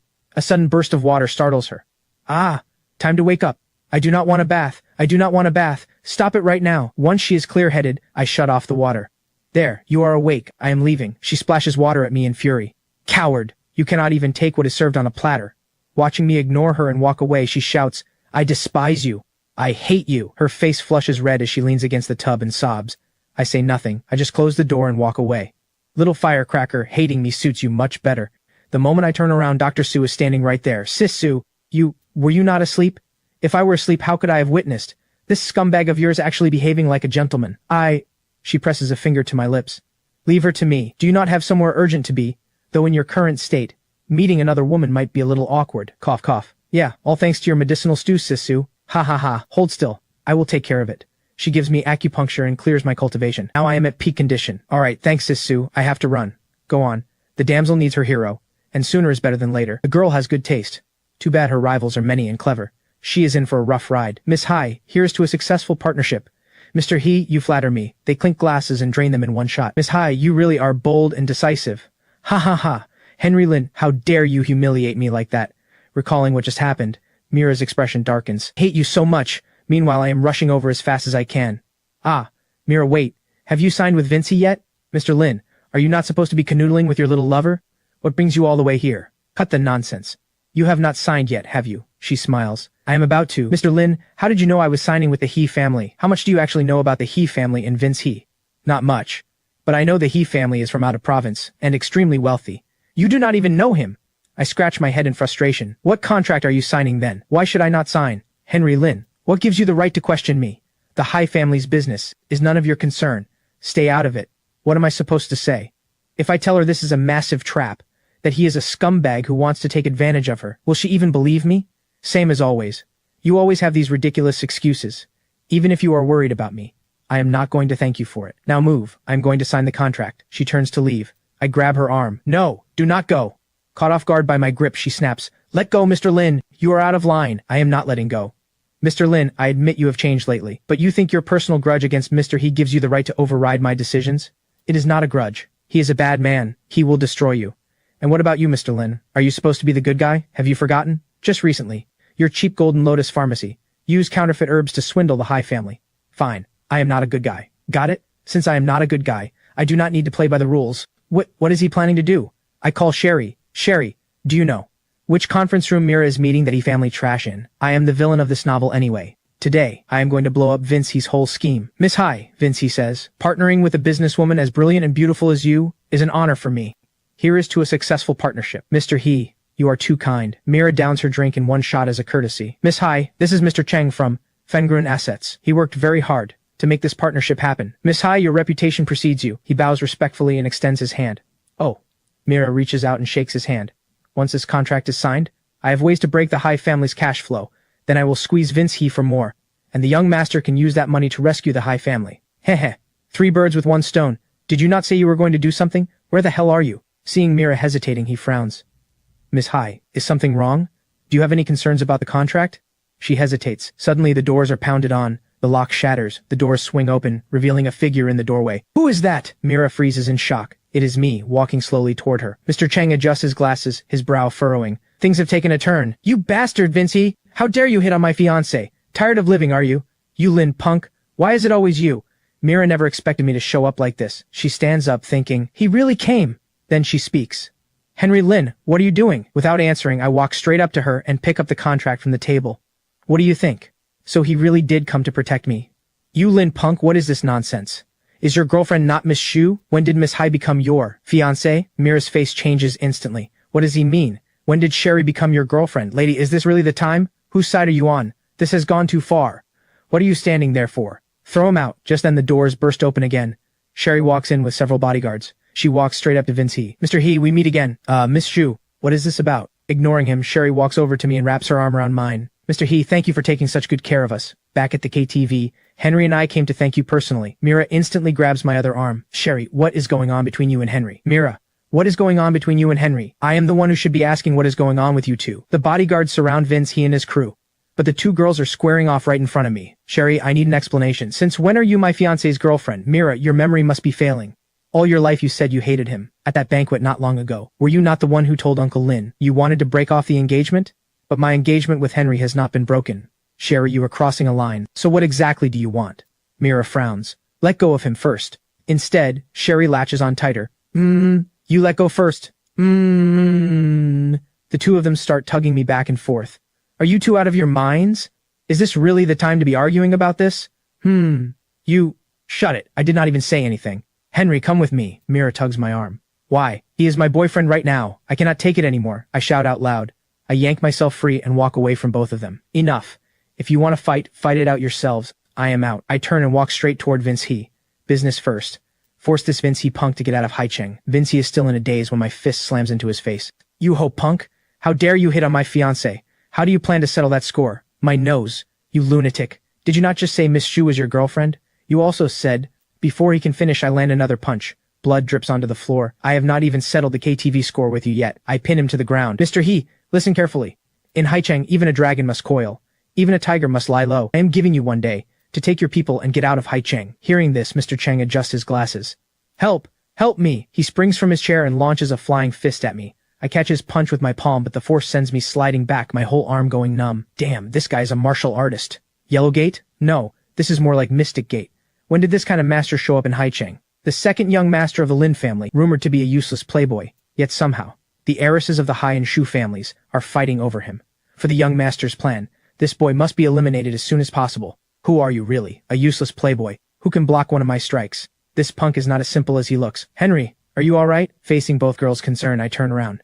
Stay back, both of you! I turn back, ready to face this master alone. Mr. Lin, what skill? You have been hiding your strength. Likewise, why would a master like you work for Vince He? We all serve our own masters. Henry is definitely at a disadvantage. All he has is the cultivation Dr. Su cleared for him. This kid's strength is beyond Yellowgate Intermediate. Everyone backs away in terror. We exchange blows, the sheer force shattering tables and chairs. Both of us step back. Neither of us is in great shape. The two girls move forward to help. My plans for the young master in Haicheng keep failing. Looking at how the Hai and Shu heiresses are acting, this kid must be behind all of it. For the young master's grand plan, this boy cannot be allowed to live. He lunges again, aiming a palm strike at my head. He is actually trying to kill me. He is not Vince, he's man. No time to think. Another strike comes hurtling at me. I dodge backward. Watch out, my face tightens. System, use the level up trial card. The system responds. Level up trial card activated. Player gains 1 full tier boost for 10 minutes. Player's current strength, Mystic Gate, upper level. I feel the surge of power immediately. My eyes glow gold. My aura solidifies into something physical, so powerful it lifts me off the ground. Now at Mystic Gate level, no one here can match me. What? He was still hiding his strength? Impossible. How could Haicheng have... Before he can finish, I strike. Too much talking. My fist crashes into his face, slamming his head into the wall. Blood sprays everywhere. The whole room is stunned. That level up trial card was my emergency ace for if I ever had to face Tyson Tang. Wasted! Mr. He, what do you say now? Stop, not the face, your moves cut off all my— Shut up, you sound disgusting. Ha ha ha. Well, my dear ladies, did that vent some of your anger? Enough, let us end this here. Not so fast. Mr. He, if you want to leave, sign this first. 1 billion in capital paid up front. No repayment, no interest, no time limit. This is robbery. You can refuse. I crack my knuckles. I will sign, ha ha ha. Alright, time to wrap this up, I will handle it. You two need to have a proper talk. I stand with my back to Mira. She walks toward me slowly. Will you tell me now? How did you know? Vinci was planning to trap me, I guessed. He had shifty eyes. Did not look trustworthy. Do you think I am an idiot? You really are, you know, and still refusing to tell me the truth. That is the truth. You do not believe me? Fine. Then never appear in front of me again. She turns to walk away. Really? Seeing how happy I look, her eyes narrow. Just kidding. She grabs my hand again. You are the worst. Ow, ow. Mercy, my lady. Mira, let us be serious about our engagement. What exactly did you tell your parents? Are you actually in love with Sherry? Absolutely not. There is nothing between us. That girl has been acting completely insane lately. She is either screwing me over or about to screw me over. I cannot run from her fast enough. She sighs. Smart answer. Anyway, this has nothing to do with Sherry. I just want to say, since you have always hated me, our engagement should stop. She cuts me off. I will not agree to break off our engagement. Mira, what are you thinking? Our childhood engagement was arranged before we were even born. All your life. Did you not despise me, the playboy scumbag? Henry Lin. Then let me ask you this. Why did you chase after me for so long? Clinging to me like glue. I was young and foolish back then. What did you take me for? The point is, I do not want to marry you anymore. You do not like me anyway. A clean break would be best for both of us. Who said I do not like you? What did you just say? I do not know what you have been thinking lately. But unless you tell me the truth, I will never agree to break the engagement. Fine. Words will not work on you. Then do not blame me for going hard. Today I will show you what a real scumbag looks like. I step forward, pinning her against the table, leaning in close. Women are such trouble. If you keep pushing me, I cannot promise what I might do to you. She refuses to back down. She kicks me lightly and says, then show me. I pin her down. You think I would not dare? I lean closer. Our eyes lock. I glance at the clock and say, forget it. My taste has changed lately. Forcing it is no fun. I prefer it when the woman makes the first move. You. Before I can finish, she pulls my head down and kisses me. Congratulations, player. Mission complete. Survived past midnight. System rewards are being prepared. Cut to a hospital. Mr. Cheng lies in a hospital bed. You worthless piece of trash. Henry Lin, I am going to kill you. The moment he finishes, the door opens. 4 young women walk in. We have come as ordered. Greetings, young master. His face finally lights up. He looks each of them over and nods with satisfaction. Excellent. The old man finally sent you to me. Young master, the situation in Haicheng is largely under our control. Rest assured, young master. Just a useless playboy. Leave him to me. I will have him eating out of my hand. I will follow the other's lead. The last girl says nothing. She simply draws her weapon to make her stance clear. Seeing this, he smiles with satisfaction. I leave it to you. At his words, the 4 bow. Yes, young master. They rise together, sinister smiles on their faces. Meanwhile, I stumble back into my room and slam the door shut. I exhale heavily and collapse onto the sofa.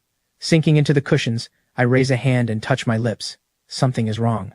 Very wrong. Memories of the past few days flood my mind.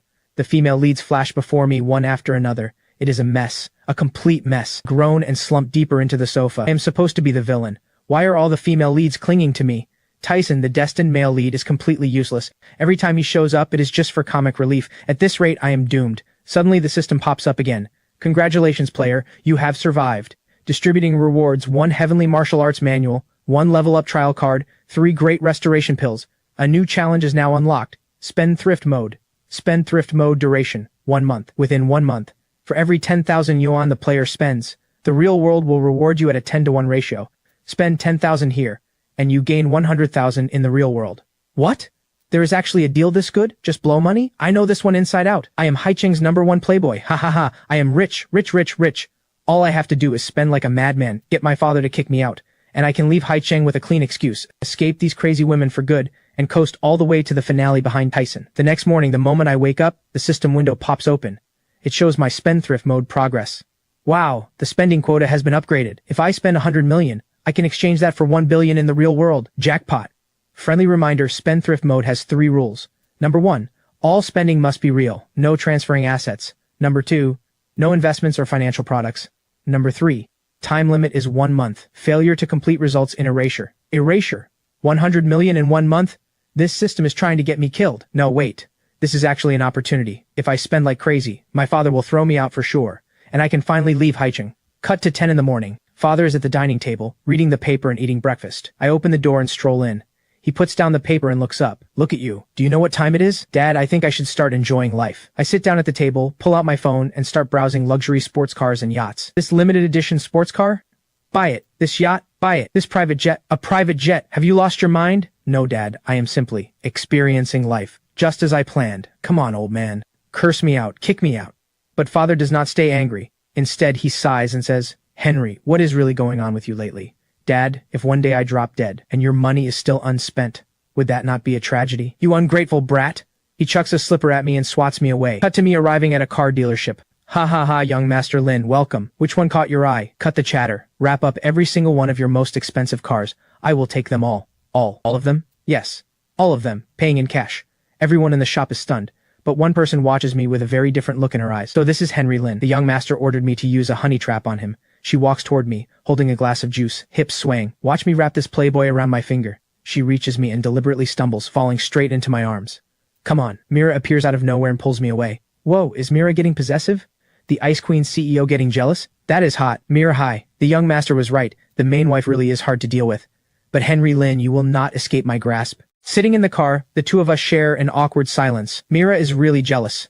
According to the original story, she's supposed to look down on a villain like me. So why is she fighting with another woman over me now? Hearing my inner thoughts, she slams on the brakes. Henry Lin, what were you just thinking?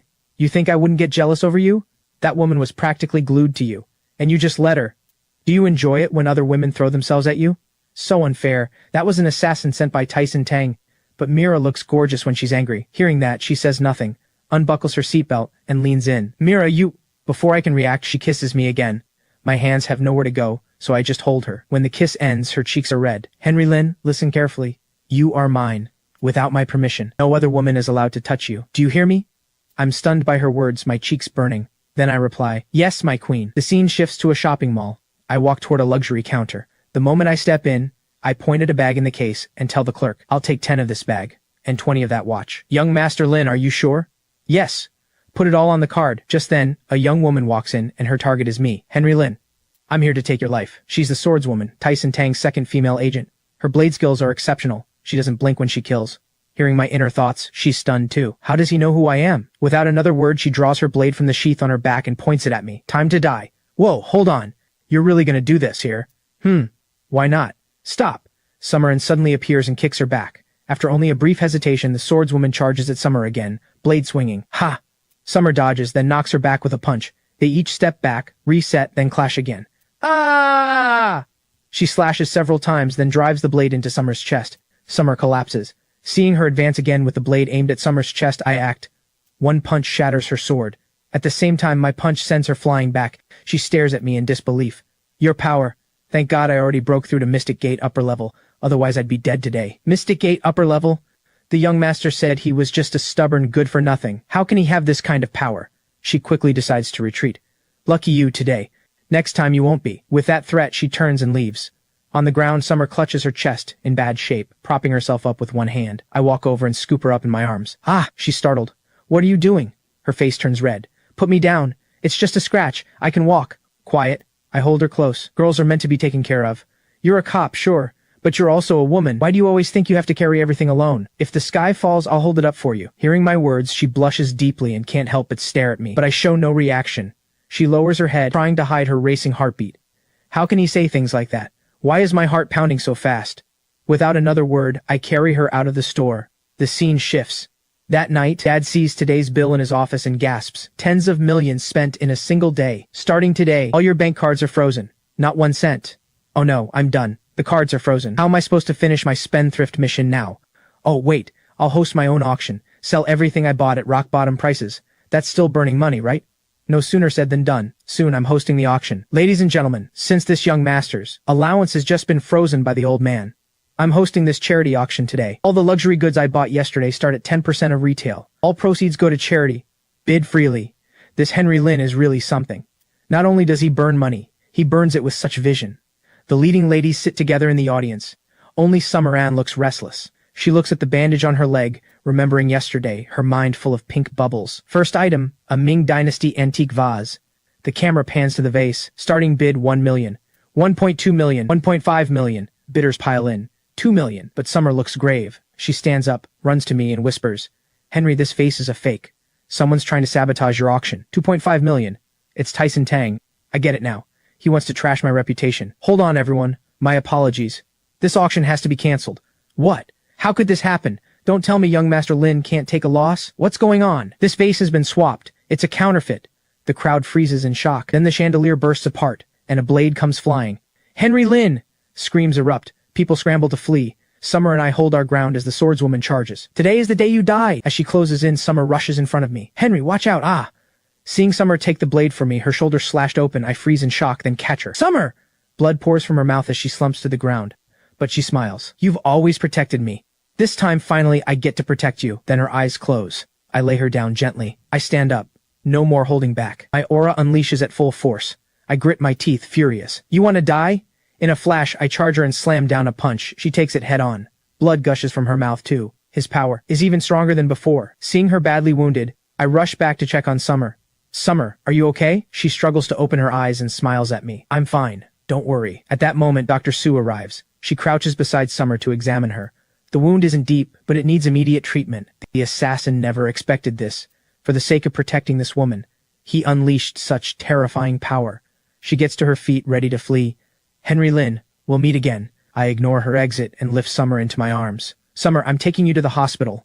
Watching everything unfold tonight, Mira and Sherry are completely lost, totally on the outside. The scene shifts. An ambulance speeds down the road, soon arriving at the hospital entrance. The patient has lost a lot of blood. Get her into surgery now. The surgery is a success. Soon Summer lies in the hospital bed on an IV drip. I hold her hand, lift it to my lips, and press a soft touch against it. Feeling my fingers, she opens her eyes. Seeing me, she smiles.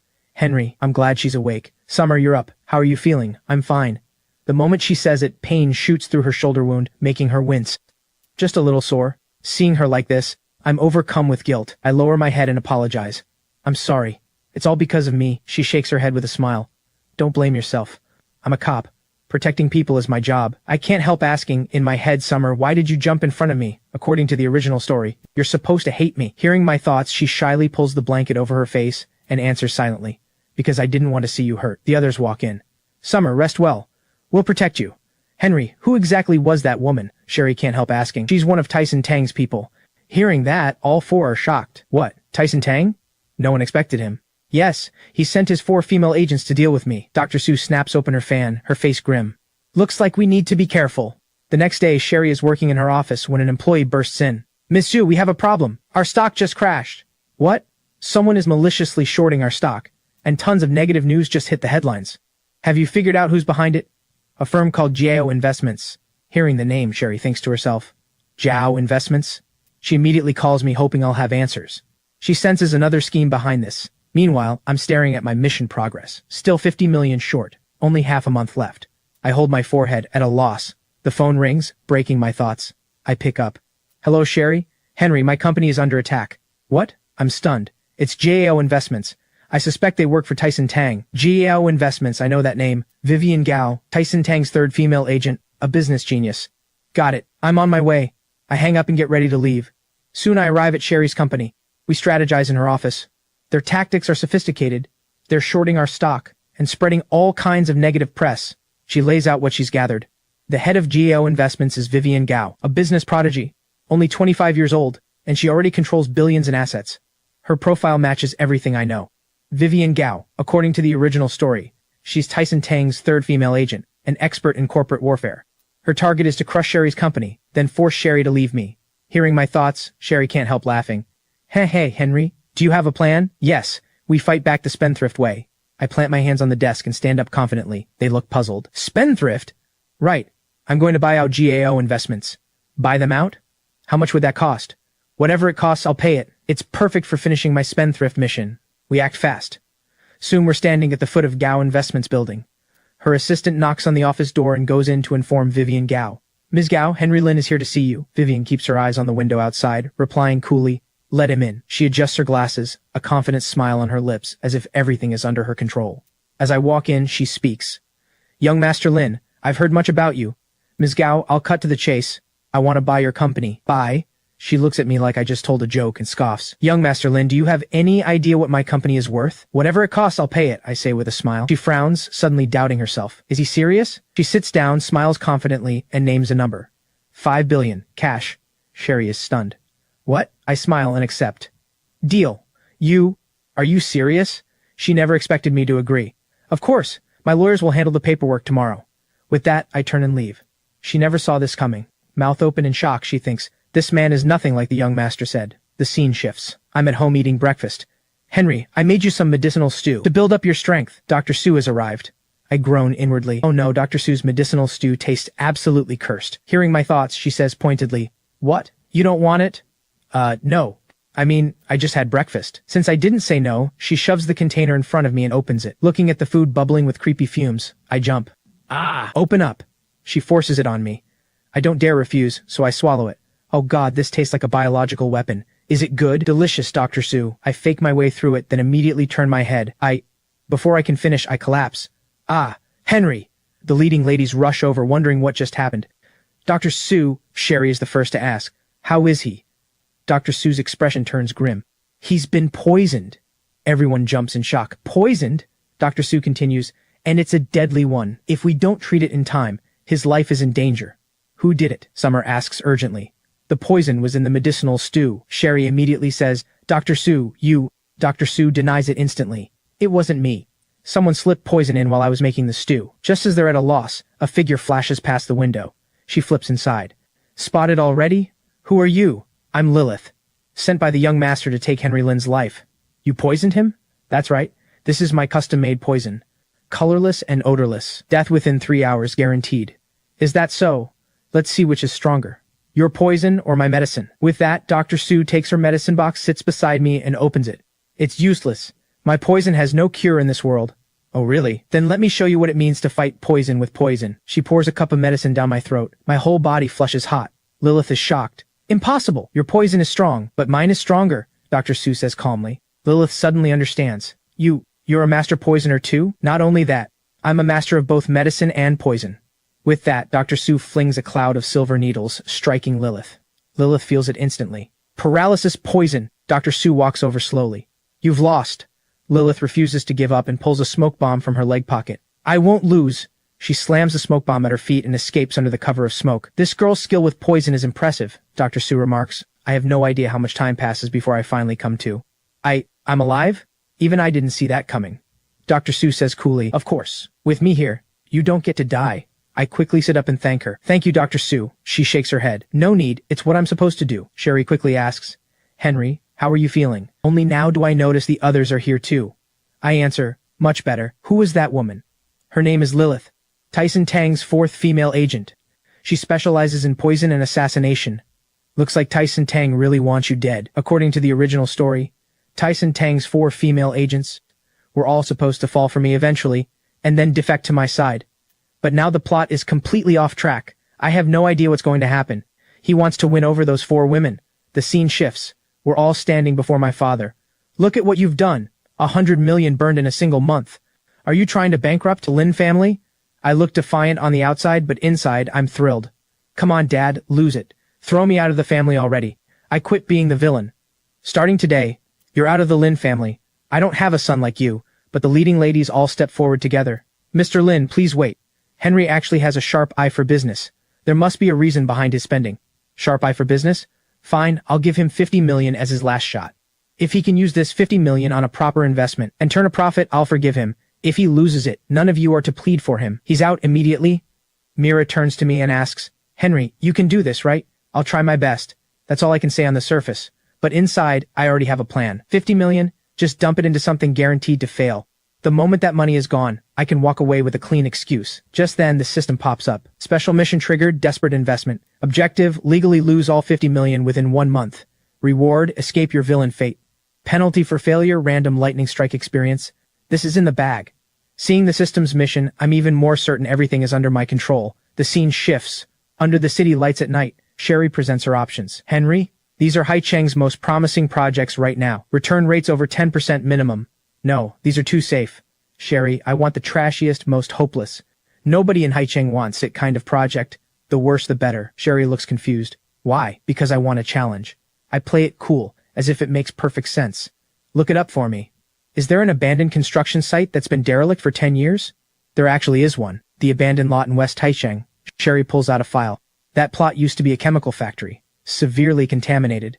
And right next to it is a polluted sewage ditch. It's been abandoned for 10 years. Nobody would take it even for free. Whoever takes it has to pay massive environmental. That's the one. Contact the seller immediately. I'm dumping all 50 million into it. Sherry immediately says, Henry, are you insane? Buying that is just throwing money into the gutter. The scene shifts. I bring everyone to the abandoned lot for a look. The place is in ruins, completely deserted. Even a stray dog wouldn't stay here. You're really buying this? The soil contamination here is severe. There's zero development value. But I ignore their advice, thinking, this plot is perfect. Even a god couldn't make a profit off this. System penalty? Not happening. Ha ha ha, I cackle inside. You don't get it. I turn to face them. I'm not buying this land to make money. They all look puzzled. Mira asks, then what's it for? This land has been polluted for 10 years. The people who live nearby have suffered the consequences, but no developer is willing to clean up this mess. If it falls to me, Henry Lin, to do it, if I don't go to hell, who will? So what if I lose money? I'm doing charity here. They're stunned by my words. I look up at the sky.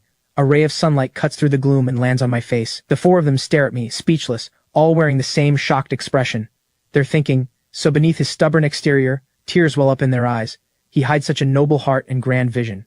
Henry, I support you, Sherry says solemnly. No matter how much you lose, I'll bear it with you. Soon we sign the contract. I rejoice inwardly. Ha ha, 50 million down the drain in an instant. System, settle my mission already. I want to escape the villain fate. With it all done, I stretch out. Not long after, a few cars roll in, kicking up dust, and pull to a stop in the wreck of an area. The doors open, and men in formal suits step out. They exchange a glance as if confirming something. Then they all walk toward me. One of them suddenly rushes up and grabs my hand. Young Master Lin! You're truly Haicheng's lucky star! His words leave me totally confused. What did I do? The Geological Bureau just discovered, deep beneath your abandoned lot, an extremely rare, natural medical-grade hot spring vein. Not only has the active underground water system naturally purified the surface contamination, but the government has also decided to designate this site as Haicheng's largest wellness resort district. Oh my god, Sherry gasps. With natural medical hot springs and government backing, this land has shot up at least 20 times in value. It's now worth $1 billion. Inside, I feel like I've been struck by lightning. What? Medical hot springs? Crouch down and clutch my head. I was trying to lose money, damn it. I'm so frustrated I could cry. Soon the system pops up again with a notice. Detected player's investment has yielded a $1 billion profit. This severely violates the original intent of the desperate investment mission. Mission failed. Penalty mechanism activated. 100,000-volt localized lightning strike. Before I can react, a bolt of lightning rips through me. My hair explodes into an afro, my whole body charred black as I collapse on the ground. I really wasn't trying to make money. I let out one last desperate cry, then lie there with my eyes shut. Seeing this, the others rush over to check on me. Henry, what happened? You're so worked up you're literally smoking? Quick, check his pulse. This is spontaneous combustion brought on by overwhelming joy. The scene shifts. Flies buzz past the warm yellow lamplight. I'm in my room trading stocks, watching the charts, when suddenly there's a knock at the door. I glance back, stand up, and walk to the door. Puzzled, I reach the door and open it. The moment it opens, standing there is Tyson Tang's beautiful assistant. What are you doing here? Ignoring my guard, she smiles. I'm here to defect. Defect? Obviously, I don't believe a word. But she steps inside and shuts the door behind her. Not knowing what she might do, I swallow nervously. I don't want to risk my life for Tyson Tang anymore. Not buying it yet, I think to myself. According to the original story, Tanya Tang really does betray Tyson Tang, but now the plot has gone off the rails. Is she genuinely defecting? Or does she have another agenda? Seeing me hesitate, she speaks again. I know you doubt me. She lifts her chin, looking right at me. But I'm sincere. I know you know a lot of things. You can hear my inner thoughts. She gives a small smile. Yes. Since the first time we met, she strides toward me. She walks around my room like she owns the place, then naturally sits down on my sofa and crosses her legs. I didn't expect this turn. Nervous and awkward, my eyes dart around, and I swallow again. Then I turn, walk to the other sofa, and sit down with composed posture, projecting an even stronger presence than hers. She speaks. He doesn't care about us at all. Tears stream down her face. He only treats us as tools. I ask, so what do you want? She answers quickly. I want to follow you. I didn't expect that. Follow me? Isn't that exactly the original storyline? And now, suddenly the door is kicked open, breaking my train of thought. It's the four leading ladies. Without a word, they march straight in. They stand in the center of the room, blocking between us. Mira asks me directly, Henry, who is she? I don't know how to explain. I hesitate. She stands up and introduces herself. I'm Tanya Tang, young Master Lin's new woman. I didn't expect her to say that. Mira is furious. I quickly stand up, trying to explain. No, listen to me. There's too much to explain. The conversation that follows is fast-forwarded. More and more flies fill the room. So you're here to defect? Mira asks. Tanya answers right away. Yes, that's right. Sherry doesn't soften. Why should we trust you? She doesn't answer.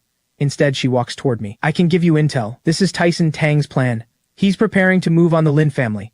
I take the file from her hand and skim it. He wants to swallow the Lin family's holdings. Tanya nods. Exactly. And he's already bought off several Lin family executives. I didn't expect her to deliver such critical intel. I'm stunned. Mira asks me, Henry, what's your plan? I lower my head, rubbing my forehead. I'm going back to the Lin family. I lift my head, eyes sharp and steady. I'm going to stop Tyson Tang's plot. I lead them straight into our family company's boardroom. I tell my father, Dad, stop the meeting. Dad looks confused. Henry, what are you doing here? I step forward and tell him, these directors are Tyson Tang's men. Seeing this, the others immediately lower their heads, whispering to each other. Young Master Lin, what nonsense are you spouting? Here's the evidence. I pull out the investigation report. You took Tyson Tang's money. You were planning to force my dad to step down at today's meeting. Taking the file and reading it, Dad's face darkens. How dare you? The traitors sense the danger and try to bolt. But the moment they reach the door, the bodyguards block them. You think it's that easy to leave? Mira looks down on them. Henry, Dad, I know I've done a lot wrong in the past, but I genuinely want to protect the Lin family. Good, that's my son. Dad praises me. With the plot crushed, I finally let out a long breath. Meanwhile, on the other side, they're holding their own meeting in a conference room. Mr. Cheng has fully recovered. He steps up to report to Tyson Tang. Young Master, every force around Haicheng we could mobilize is now in place. The Black Dragon Society, the Green Bamboo Gang, and 3 branches of ancient martial arts clans, all willing to follow. Good. Starting today, we go to war with the Lin family. Yes, sir. Henry Lin this time. I'm going to wipe the Lin family off the map in Haicheng. Henry, starting today, the head of the Lin family is yours. Dad, I've already received word. Tyson Tang has rallied every force around Haicheng. He's coming to wipe out the Lin family. At a time like this, we need the younger generation to step up, but now I really have to carry the entire family? Henry, I know you've been playing the fool all these years, but this time, the Lin family needs you. Dad, don't worry. I won't let the Lin family fall. Dad, I'll need the family's full support. For that boy from the Lin family? Facing her father's question, Mira nods. Mira, are you absolutely sure? I'm completely sure. Henry isn't what people say he is. He's worth it. All right then. Mr. Hai smiles warmly. The Hai family's resources are yours to use. Summer also goes to her father for help. Dad, I need to mobilize all of the N family's connections in the police force. Chief Ann looks confused. For the Lin family? Didn't you always hate that brat? That was before. He's different now. Her face flushes red. All right, my daughter's finally come around. Chief Ann doesn't press further. The Ann family's contacts are yours. Director Wang, I need a line of credit for capital turnover. Collateral? The name Sherry Shu. Is that enough? Mr. Lee, that project you wanted to partner on? I agree, on one condition. Trace a few money flows for me. Miss Su, finance says you've tapped into the company's reserve funds. I'll cover it out of my own pocket. Now patch me through. To the legal department. The scene shifts to Su's clinic, where the 4 converge. Looks like we're all on the same page, all worried about that fool. He's carrying the Lin family on his back. We can't just sit around. Intel, capital, connections, medical. The 4 of us cover everything. Dr. Su picks up a list. This is my custom wound healing salve formula. It stops bleeding and accelerates healing. I've contacted every herbal supplier in Haicheng. 10,000 doses ready in 3 days. Then let's help him win this fight together. Night falls before I know it. I think to myself, in the original story, the Lin family should be in chaos by now, but now everyone's helping me. Hearing a knock at the door, I call out, "Come in." The person walking in turns out to be Tanya. She enters and shuts the door behind her. "What are you doing here?" I stand up, puzzled. "I came to tell you something," she says, leaning in close. Tyson Tang's fatal weakness. I didn't expect her to go this far. Every time his technique completes 1 full cycle, there's a 5-second window of true chi reversal.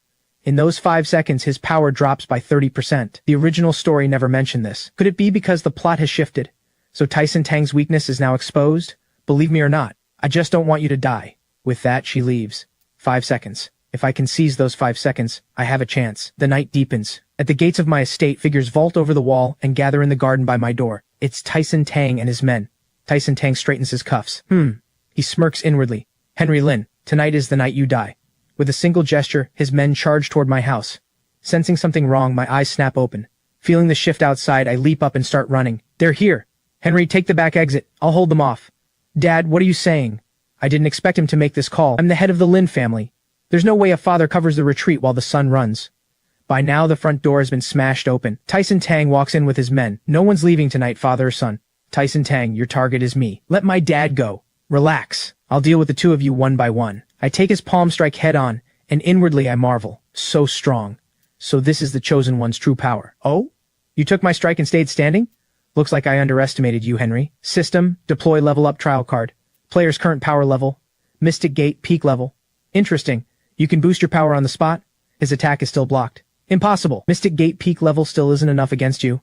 What level is he actually at? Henry Lin, you really do surprise me, but that's all you've got. True Chi gathers in his palm, and at that moment, a red sports car crashes through the wall and skids to a stop right in front of Tyson Tang, cutting him off.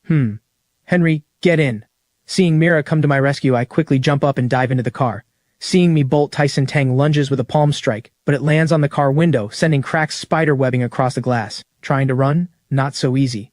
We tear out into the open, countless cars chasing behind us. Mira drives with absolute focus. I'm still in shock from what just happened. She literally rammed a car through a wall to save me. Does this woman have a death wish? Quiet. Save your strength. Her elite driving skills shake the pursuers fast. She takes me to Dr. Su for treatment. How is he? 3 broken ribs, serious internal injuries. But he'll live. Mira, how did you know they were going to attack? I didn't. But I couldn't sleep. I was driving around the Lin estate, and I happened to see them strike. Next time, don't be so reckless. I didn't want to be reckless. But that bastard, sir, master, a blood-soaked servant stumbles in. Tyson Tang sent a message. In 3 days, at the peak of Haicheng, he wants a fight to the death. If you don't show, he'll massacre the entire Lin family. Fine, I clench my fist. I accept. Henry, are you insane? You're in this condition. I raise my hand to stop them. This time, I'm not running. None of them know how to respond. Their faces all turn grave. Then we'll fight this battle with you. Their eyes and voices are resolute. Meanwhile, on the other side, Tyson Tang's agents are preparing as well. The air is suffocatingly tense. No one speaks for a long while. What do you all think of the young master's move today? Reckless. More than reckless. He brought all those men to raid the Lin estate. And what happened? Henry Lin still got away. There's more. Did you notice? The way the young master looked at us today? It was like we were tools. Disposable, once we'd served our purpose. What are you getting at? She stands up. We've followed the young master for 3 years. 3 years risking our lives for him. And what has he given us? Not even one honest word. Just say what you mean. I'm starting to think we backed the wrong man. Just then the door swings open and Tanya walks in. The others reach for their weapons. Easy, it's me. Tanya smiles as she enters, closing the door behind her. What are you doing here? I came to have an honest talk. And how much is your honesty worth? They reply with disdain. Do you know? The young master has never seen us as human beings. I've recently looked into some things. How did your master really die 3 years ago? What do you mean? Your master opposed the young master's takeover of your clan, and then he accidentally died. Did you really think it was an accident? Hearing this, she grips her sword tightly. And your clan's sacred treasure, the Shadow Blade. The young master said he'd safeguard it for you. Have you laid eyes on it since? Go on. You're the sharpest of all. You must have figured it out by now. All that money you earned for the young master. Did any of it actually land in the Jiao family's accounts? What do you want us to do? At the showdown 3 days from now. Switch sides on the battlefield. You're asking us to betray the young master? She stands up and continues. Not betrayal. Cutting our losses. She looks at the others, her voice heavy. Think about it. What do you gain if the young master wins? Stay as tools? Keep getting used by him? But what if Henry Lin wins? Henry Lin, that playboy.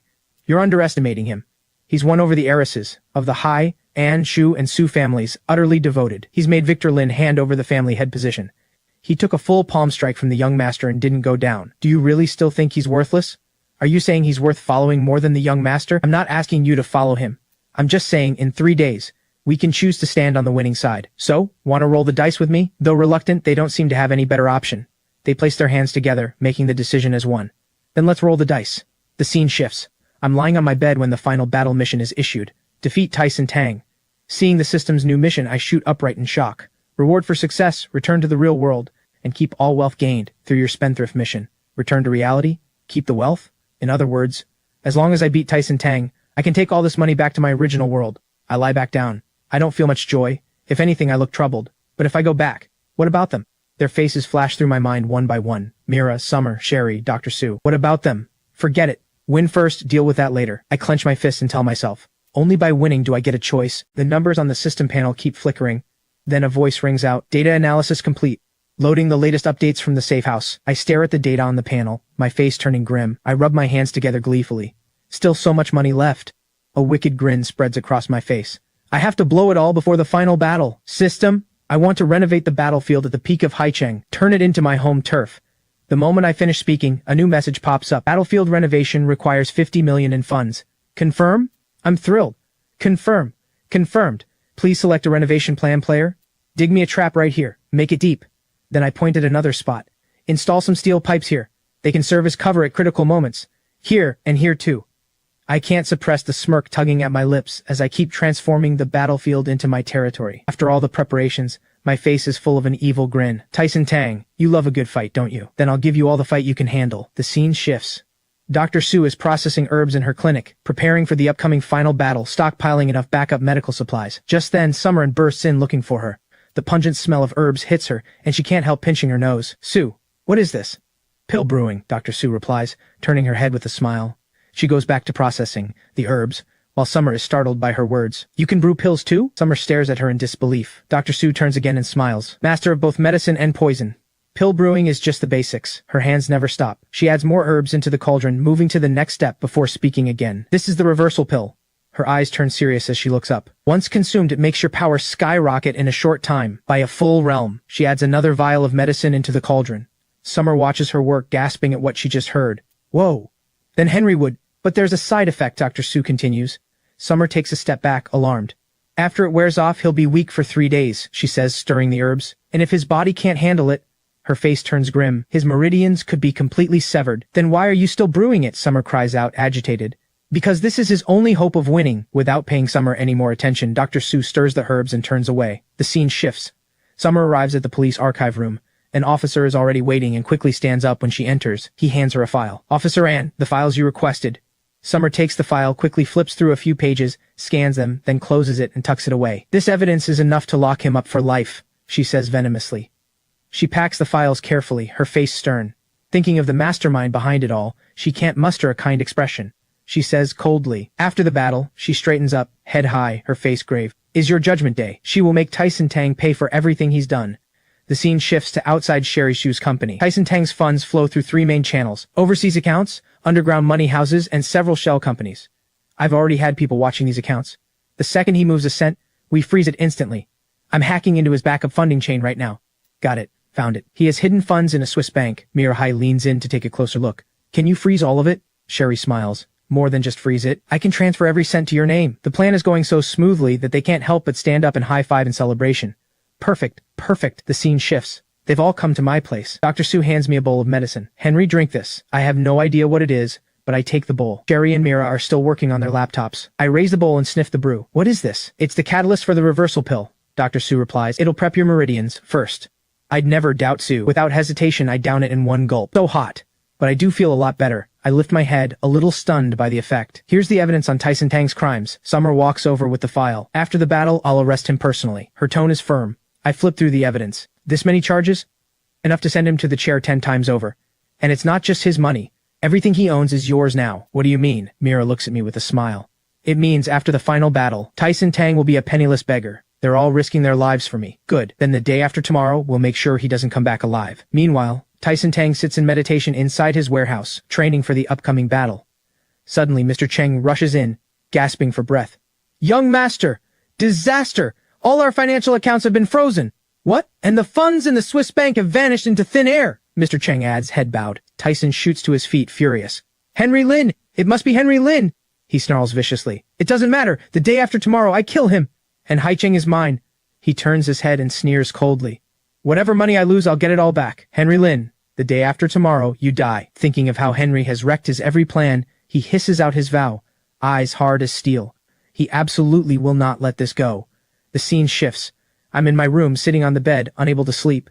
Staring at the bead in my hand, I can't help thinking, Tyson Tang. Scenes from the original story, me being defeated by Tyson Tang again and again, flash through my mind. Can I really win? Just as self-doubt creeps in, Mira pushes the door open. Her eyes lock onto mine. She walks up to me with steady steps and stops right in front of me. I look up. Mira, it's late. She suddenly throws herself into my arms, holding me as she cries. Henry Lin, you listen to me. If you die tomorrow, I won't live without you. She really means it. I murmur to myself as I reach out and hold her back. Mira, I promise you, I whisper into her ear.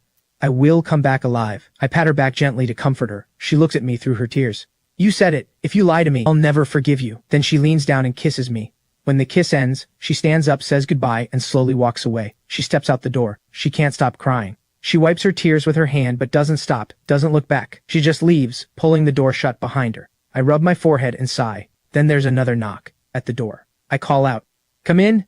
The door opens again. Summer steps in. I've finished organizing the evidence on Tyson Tang. After tomorrow's battle, I'll arrest him myself.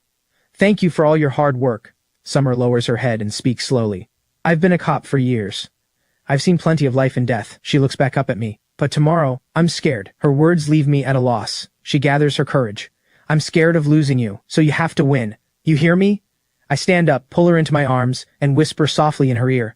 Don't worry, I won't let you become a widow. Her face turns red. Who said I'd marry you? Don't flatter yourself. She runs out, flustered, and slams the door shut behind her. With her gone, I sit on the edge of the bed, finally ready to rest. But not long after I sit down, there's another stir at the door. The door opens again. This time it's Sherry, walking in with a smile and 2 glasses of red wine. Mind having a drink with me? I don't answer for a moment. I just smile, then take one of the glasses. The first time I met you was at the karaoke club. You saved me, and then yelled at me afterward. I scratch my head awkwardly. Yeah, I came down a little hard on you back then. She doesn't mind at all. She just smiles. No, thank you. You're the one who showed me that I don't have to carry everything alone. She hands me the glass. Henry, you know what? You're the most special person I've ever met. She tilts her head and smiles. You're a spoiled rich kid, but kinder than anyone. She looks at me gently. You could have run, but you chose to stay. She's making me a little embarrassed. I'm not that great, so you have to come back. She leans her head on my shoulder. My company is still waiting for you to burn through its budget. Then you'd better work hard to earn it. I smile and rest my hand on her shoulder. My spending skills are legendary. What's legendary? I'm legendary. I look at her, mumbling on purpose. Want to find out? Stop that. She turns away shyly to dodge me. Then she walks to the door, opens it, steps out without looking back, and closes it behind her. I scratch my head. Before I can lie down, the door opens again and a voice comes through. Drink this. It'll give you full stamina tomorrow. It's Dr. Su, smiling at me. I smile, take the medicine, and start drinking. She sits down beside me. You know what? The first time I met you was when you grabbed my chest. I scramble to explain, awkward. That was an accident. She sees my reaction and smiles again. I know, but that's also when I started getting curious about you. She speaks while gently touching my face. I figured out you act careless on the outside, but on the inside you're softer than anyone. You'd risk your life for a stranger. You'd stand up for what's right. She gets up to leave, speaking as she walks. Tomorrow I'll have everything ready, waiting for you to come back. At the door she turns to look at me. If you're wounded, I'll heal you. If you're tired, I'll keep you company. And if you win, she pauses shyly before continuing, I'll give you a special reward. Her cheeks turn pink. She leaves my room, gently closing the door behind her. I'm relieved. Finally I can lie down. A reward. I lie there, happily replaying all their words of encouragement. Then suddenly my expression darkens. The first 8 cycles I kept running. As I think this, the faces of the people standing with me flash through my mind. I couldn't escape Tyson Tang. I couldn't escape fate. The future feels like a complete unknown. I lie there, lost. But this time, they're with me. I clench the bead in my hand, furrow my brow, look up, and my mind is made up. I can't run anymore. Sleep is out of the question. I climb out of bed, walk to the window, push it open, and look up at the bright night sky. Tyson Tang. Tomorrow, only one of us walks out alive. My eyes turn sharp, but I will come back alive. I stand by the window for a long time, gazing at the moon. The scene shifts. The next day arrives. We all gather as promised at the sky-piercing peak of Haicheng. We're fully armed, on high alert, ready for what's coming. At this towering peak among the clouds, every one of us wears a grim expression. The duel ahead will be brutal. Even with all our preparation, we can't afford to let our guard down. My dad takes a blade from his assistant and turns to me. Henry, today your old man fights right beside you. As he speaks, Tyson Tang arrives with his crew. The two sides face off, the tension razor sharp. He looks at me with a wicked grin. Henry Lin, this is the best you can do? A final battle. And you still hide behind women? Tyson Tang, open your eyes wide and look. Look at who stands behind me. People willing to die for me. And behind you? Just tools you bought with money. I point past him. Wanna bet? The moment things go south, they'll bolt faster than rabbits. Insolent fool. My words push him over the edge. He charges at me. I swallow the pill Sue made for me. Pill, I think to myself. I trust you. As the pill goes down, my aura erupts like flame. My eyes glow crimson. The system pops up an alert. Player has consumed the reversal pill. Power temporarily boosted to Earthgate initial level. Duration, 10 minutes. Rah! I roar. Then my surging fists clash with Tyson's. The collision sends rocks flying everywhere. Everyone steps back. Tyson looks stunned. Earthgate? The turn of events catches him off guard. His face hardens. Impossible! I don't give him a moment to breathe. I strike fast, and he can only keep blocking. With each charged punch, the ground splits open. The terrain around us cracks into ravines. The intensity stuns everyone watching. Mira presses her hands together at her chest, silently praying for me. He's actually holding his own. Dr. Su's expression isn't great either. The reversal pill only lasts 10 minutes. He has to end this fast. Soon Tyson starts to tire. He fails to dodge one of my punches. It slams into his chest, and blood sprays from his mouth. Good, very good. He wipes the blood from his lip and snarls. Henry Lin, you're worth my full power. Steadying himself, he prepares his next wave of attack. Demon disintegration art. His aura turns pitch black. A bad feeling hits me. Young master, no, that will damage your foundation. But he ignores Mr. Cheng's plea. Black chi pours out of him. Here it comes. In the original story, this move was an instant kill, a clean sweep, but I don't back down. Bring it on! Today I'll see this through to the end. Another devastating clash. The terrain shatters even further. Falling rocks tumble into pitch-black, bottomless cracks. But the fight isn't over. Yeah, ha ha. Henry Lin. Tyson Tang glares at me. You think Earthgate initial level is enough to beat me? His eyes blaze red, killing intent pouring off him. With the demon disintegration art. I'm at Earthgate peak level now. This strike sends you to hell. I sense the danger and quickly scan the surroundings for a new plan. The reversal pill only has 3 minutes left. I need to win in 3 minutes. I have to use the terrain to slow him down. Tyson raises his hand. A solid mass of black killing intent rockets toward me. I throw myself into a backflip to dodge, but it keeps coming. I sprint behind a rock formation for cover. The black cheese smashes a massive crater into the rock. Having regained the upper hand, Tyson feels victory is within reach. Hiding like a rat. Pathetic. He launches another attack at me. I dodge frantically, running and weaving, then leap right in front of him. Slipping past his attack, I lunge at him, palm glowing with a white beam of energy. But he dodges and catches my hand. The sneak attack fails. The recoil flings me back and I crash hard against the ground. Badly wounded, I lie on the ground. Tyson Tang slowly walks toward me. Run. What, can't run anymore? He sneers wickedly. This is bad. The reversal pill is about to wear off. Goodbye, Henry Lin. I think it's all over. When suddenly, everything changes. Tyson Tang's 4 female agents charge in one after another, launching a brutal assault on him. Caught completely off guard at first, Tyson quickly breaks free of their encirclement. With one sweep of his arm, his aura blasts all 4 of them back. Tanya, Vivian, Bianca, Lilith. Have you lost your minds? You dare betray me? Tanya speaks coldly. Betray you, young master. You've never treated us as human. How can it be called betrayal? Vivian adjusts her glasses and picks up the thread. For 3 years, we've risked our lives for you. Have you ever given us one honest word? How did my master die? You know exactly. My clan's sacred treasure, the Shadow Blade. Where have you hidden it? The sudden betrayal scrambles Tyson's thoughts. He grits his teeth at a loss. The 4 of them stand guard in front of me. Then Tanya turns and points at me. He's different, she says. He may have been born a spoiled rich kid, but he'll risk his life for strangers. He'll stand up for what's right. He makes the heiresses of the 4 great clans utterly devoted to him. He makes his people willing to die for him. He knows he can't win, but he never backs down. The 4 women glance at each other and smile, nodding. He's worth the gamble. In unison, they declare, so we choose Henry Lin. Ha ha ha. Seeing himself completely isolated, Tyson's fury twists into a laugh. He spits out the curse. A bunch of traitors. Fine then. I'll kill you all along with him. I pull myself together, stand up, and face Tyson alongside them. Together, Tyson crosses his arms across his chest, then sweeps them out. A black dragon erupts behind him and surges toward us. The 5 of us pour our power together, slamming back against the black dragon. A massive explosion fills the air with thick smoke. The onlookers grow worried for me all over again. Summer's face is full of disbelief. She never expected them to actually defect. The smoke clears. We emerge in front of the crowd. I'm standing in front of the 4 women, having taken most of the impact for them. My body is covered in fresh wounds. Tanya sees this and tears up. Henry Lin, you... I turn back to them. You chose me, so I'll protect you to the end. Lovesick fools. Seeing his attack failed, Tyson's resentment burns hotter. Fine then. I'll send you all to hell together. He launches into the air, preparing an even stronger strike. This time, 2 black dragons. At that moment, several streaks of light flash across the sky. The 4 leading ladies join the fight too. Heya!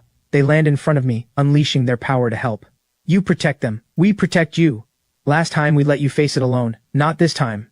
Excellent. Today, I'll wipe you all out in one strike. Facing the black dragons, they charge forward bravely. Heya!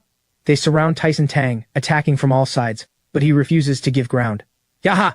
Yeah! Tyson hasn't completed 1 full cycle yet. There must be a 5-second chi reversal window. That's right. 1 cycle, 2 cycles, 3 cycles. Now. Dr. Su seizes the moment and launches a surprise strike, landing a direct hit. What's happening? His true chi has reversed. Now.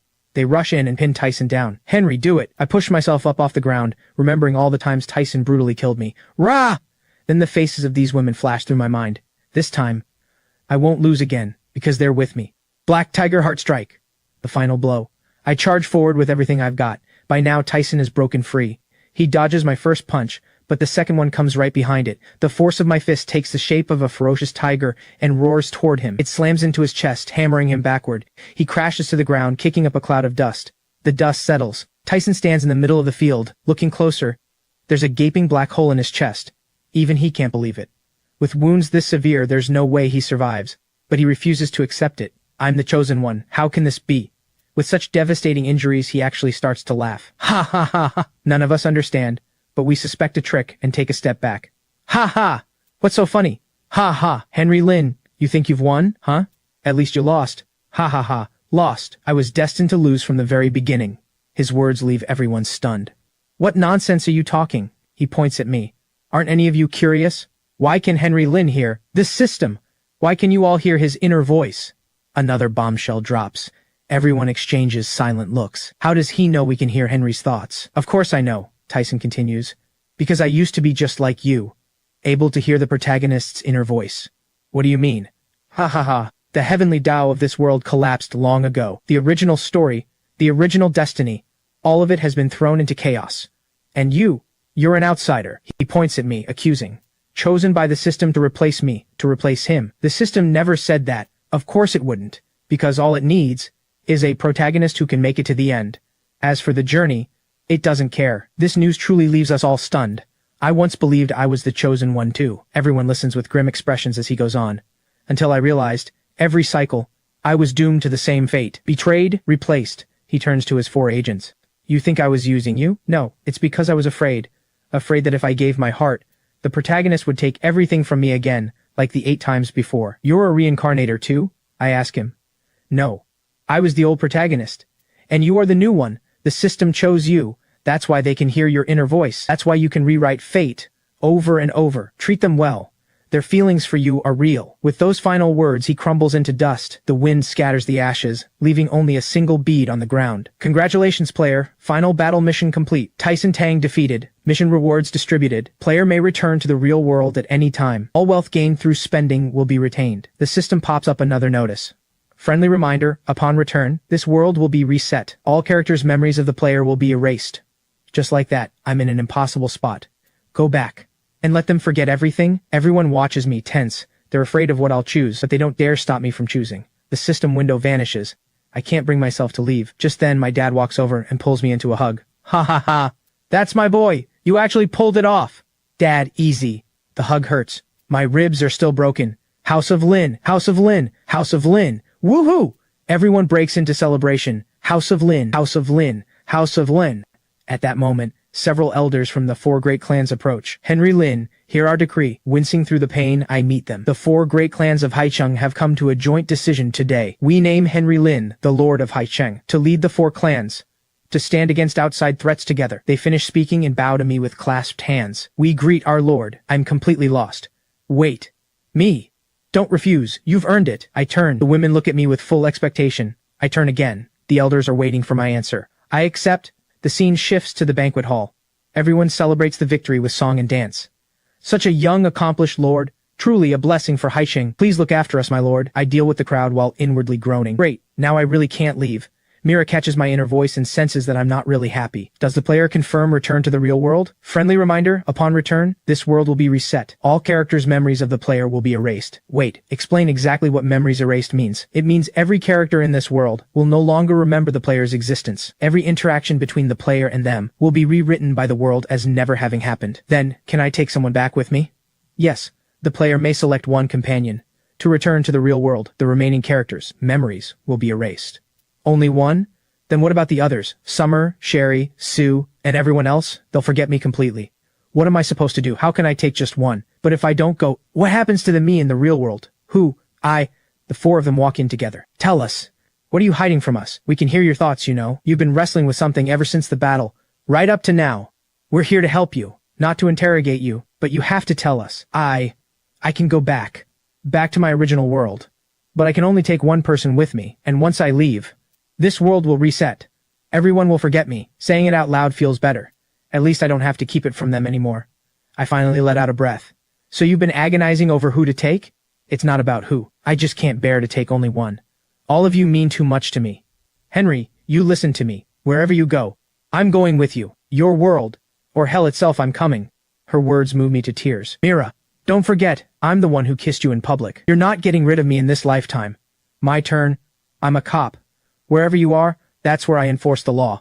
If you dare run, I'll arrest you for kidnapping young women. Kidnapping young women? The tone just took a sharp turn. Who did I kidnap? Kidnapping the 4 of us isn't enough for a conviction, so you have to take responsibility for us all the way. You hear me, Henry? You know what I'm best at? Business. Right. My company can open up anywhere. Your world must have business opportunities too, right? Then I'll move the company over there. You go be the spoiled spendthrift. I'll clean up after you. Wherever you are, that's where I'll be. Heart rate elevated. Blood pressure rising. Emotional fluctuation excessive. Sue, please stop diagnosing me. My medical skills can heal anyone, no matter what world we're in. There will always be patience. Besides, you never know how to take care of yourself. If I don't go with you, who's going to look after your health? I didn't expect this. All of them. They're all willing to come with me. But the system said only one. Only one. What a piece of junk system. Can we just smash it? Maybe we can negotiate. If it's a system, there should be room to bargain. Or we look for a loophole. They're all thinking of me. But I can only choose one. I'm sorry. I really can't bring myself to choose just one. All of you mean so much to me. Then don't choose. We'll figure something out together. If the system could bring you in, there has to be a way for all of us to get out. Right. Let's figure it out together. I'm good at negotiating. Tomorrow I'll talk to the system. I've studied ancient texts. There might be records about the system somewhere. Why are you all so good to me? Because you're Henry Lin, the fool whose words don't match his heart, tough on the outside, soft on the inside. The idiot who could have run, but insisted on staying to fight. The man who talks about blowing money, but is always helping others. The one who made us all fall for him. All right, we'll figure this out together. Dawn arrives quickly. They're all resting in my room. I walk to the center of the room. I take a deep breath and speak into the air. System, come out and talk. The system window appears. I want to take everyone with me. Name your price. Mira looks up. She knows the negotiation has begun. The system's stance is firm. The rule cannot be changed. Return to the real world. Limited to the player plus one companion. What kind of garbage rule is that? Can we just force it open? Don't be reckless. Hear it out first. My mind races, hunting for a loophole, a workaround. The rule. If the spendthrift mode lets you exchange money for real-world assets, then can I. Sudden clarity. I found it. System, the wealth earned through spendthrift mode. Can it be used to buy extra slots? The system starts processing rapidly. The fact that it didn't immediately reject me means there's a chance. Looks like I'm on the right track. Logic loophole detected in player's request. Recalculating. Everyone is on edge. Calculation complete. The player may use all remaining assets to exchange for one multi-person pass. Deal. They look confused as they hear me cheer in excitement. Please listen to the terms carefully. Once the multi-person pass is exchanged, the player will lose all wealth gained through spending. Upon return to the real world, you start from zero. I wasn't expecting that. My eyes widen, but Mira's reaction is even stronger than mine. Start from zero? How will you survive in the real world? From zero. From zero. I've got 2 hands and 2 feet. I'm not gonna starve. Summer doesn't like it either. But what? I don't see any problem at all. You're willing to come with me. I'm not gonna make you suffer alongside me. No more hesitation. I quickly realize what the right choice is. System, I accept. Please hear the final condition. Before exchanging for the multi-person pass, the player must complete one last challenge.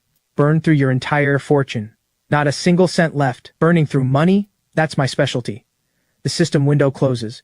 We leave my room, ready to take on this final mission. Dad is downstairs in the living room reading the paper. We all walk up and stop in front of him. Seeing this, he thinks something's gone wrong. His face changes. What is it? What happened now? None of us speaks. I walk up to him and bow deeply. Dad, I'm sorry. I'm about to blow through every cent you ever gave me. Huh? Dad has no clue what's going on. His face is full of confusion. I just give him a smile. Don't ask why. If you must know, it's strategic squandering. He throws the newspaper down and stands up, fuming. Useless brat. The women are completely confused by my behavior. Huh? They're totally lost. Mira is the first to speak up. What's gotten into you? Hey. I just grin like an idiot. Today is a beautiful day. A beautiful day for squandering. Let's go. I'll show you what real spending looks like. The scene shifts. We're at a negotiation table. Mr. Lin, could you repeat that? I said I want to buy the entire city of Haicheng. Cough. You're serious? I pull a check from my pocket and toss it on the table. 3 billion.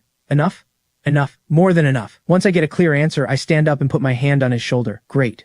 Once it's mine, transfer the ownership to these 4. They weren't expecting to be part of this. All 4 of them are stunned. The ownership transfer is wrapped up quickly. So, we're the rulers of Haicheng now? Not quite. 4 CO rulers. This kind of squandering is unheard of. This idiot just handed us a whole city. Ah, Mr. Lin, your visit honors my humble place. What a tremendous honor. Cut the talk, I want to make a donation. And how much were you planning to donate, Mr. Lin? All of it. Around 2 billion total, I think. What? The man drops to his knees on the spot. T2 billion? I walk over and help him up. Don't get worked up. It's pocket change. The reporters in the room snap photos and start filing their stories. Back home, the 4 of them come up to me. How much did you just donate? Didn't count. Around 2 billion. That's a third of your entire fortune. It's all gotta go anyway. Why not give it to people who need it? This spendthrift, even when he squanders, he does it with a kind heart. Summer shyly shakes her head. The scene shifts again. Now I'm at a fireworks factory. Ah, Mr. Lin, how many fireworks would you like? I look around, take a slow survey of the place, then say, all of them. All of them. All, right, including everything in the warehouse, and every unit currently being produced. I'll take the whole lot. That would cost... The owner is so flustered he can barely speak. Every cent left in my account. Enough? Once the deal is done, I walk out. They're waiting for me. Mira asks, how much do you have left on the card? I do the math. A few $100 maybe. Gave it all to him. So what are you, $8? I pull some coins from my wallet. Enough for 4 bottles of water. Even Dr. Su laughs. You really took squandering to the extreme. We return to the peak of Haicheng, but this time, only to enjoy the night view of the city. Come, sit. We all sit on the ground, huddled close, watching Haicheng under the night sky from up high. Mira can't help asking, where are the fireworks? I check my watch and calculate. Soon, and just like that, the fireworks I bought start to ignite. Flames bloom across the sky and flower after beautiful flower, lighting up the entire city, and lighting up our eyes too. The people of Haicheng cheer for this grand fireworks celebration. Wow, it's so beautiful. Families step out of their homes to watch the fireworks rise and bloom. So beautiful. This is the most beautiful fireworks I've ever seen, because you set them off. A quiet warmth fills me. My last cent for this moment. Worth it. Player's assets confirmed at 0. Conditions met for multi-person pass exchange. I quickly share the good news. Multi-person pass being issued. We're all looking forward to what comes next. Issuance complete. The player may use the pass at any time to bring all current companions back to the real world. After all the hardship, the sweetness has come. Finally, I have the ending I wanted. And they're just as happy as I am. Ready? Come home with me. We've been ready. Then let's go. A blinding white light flashes across the sky.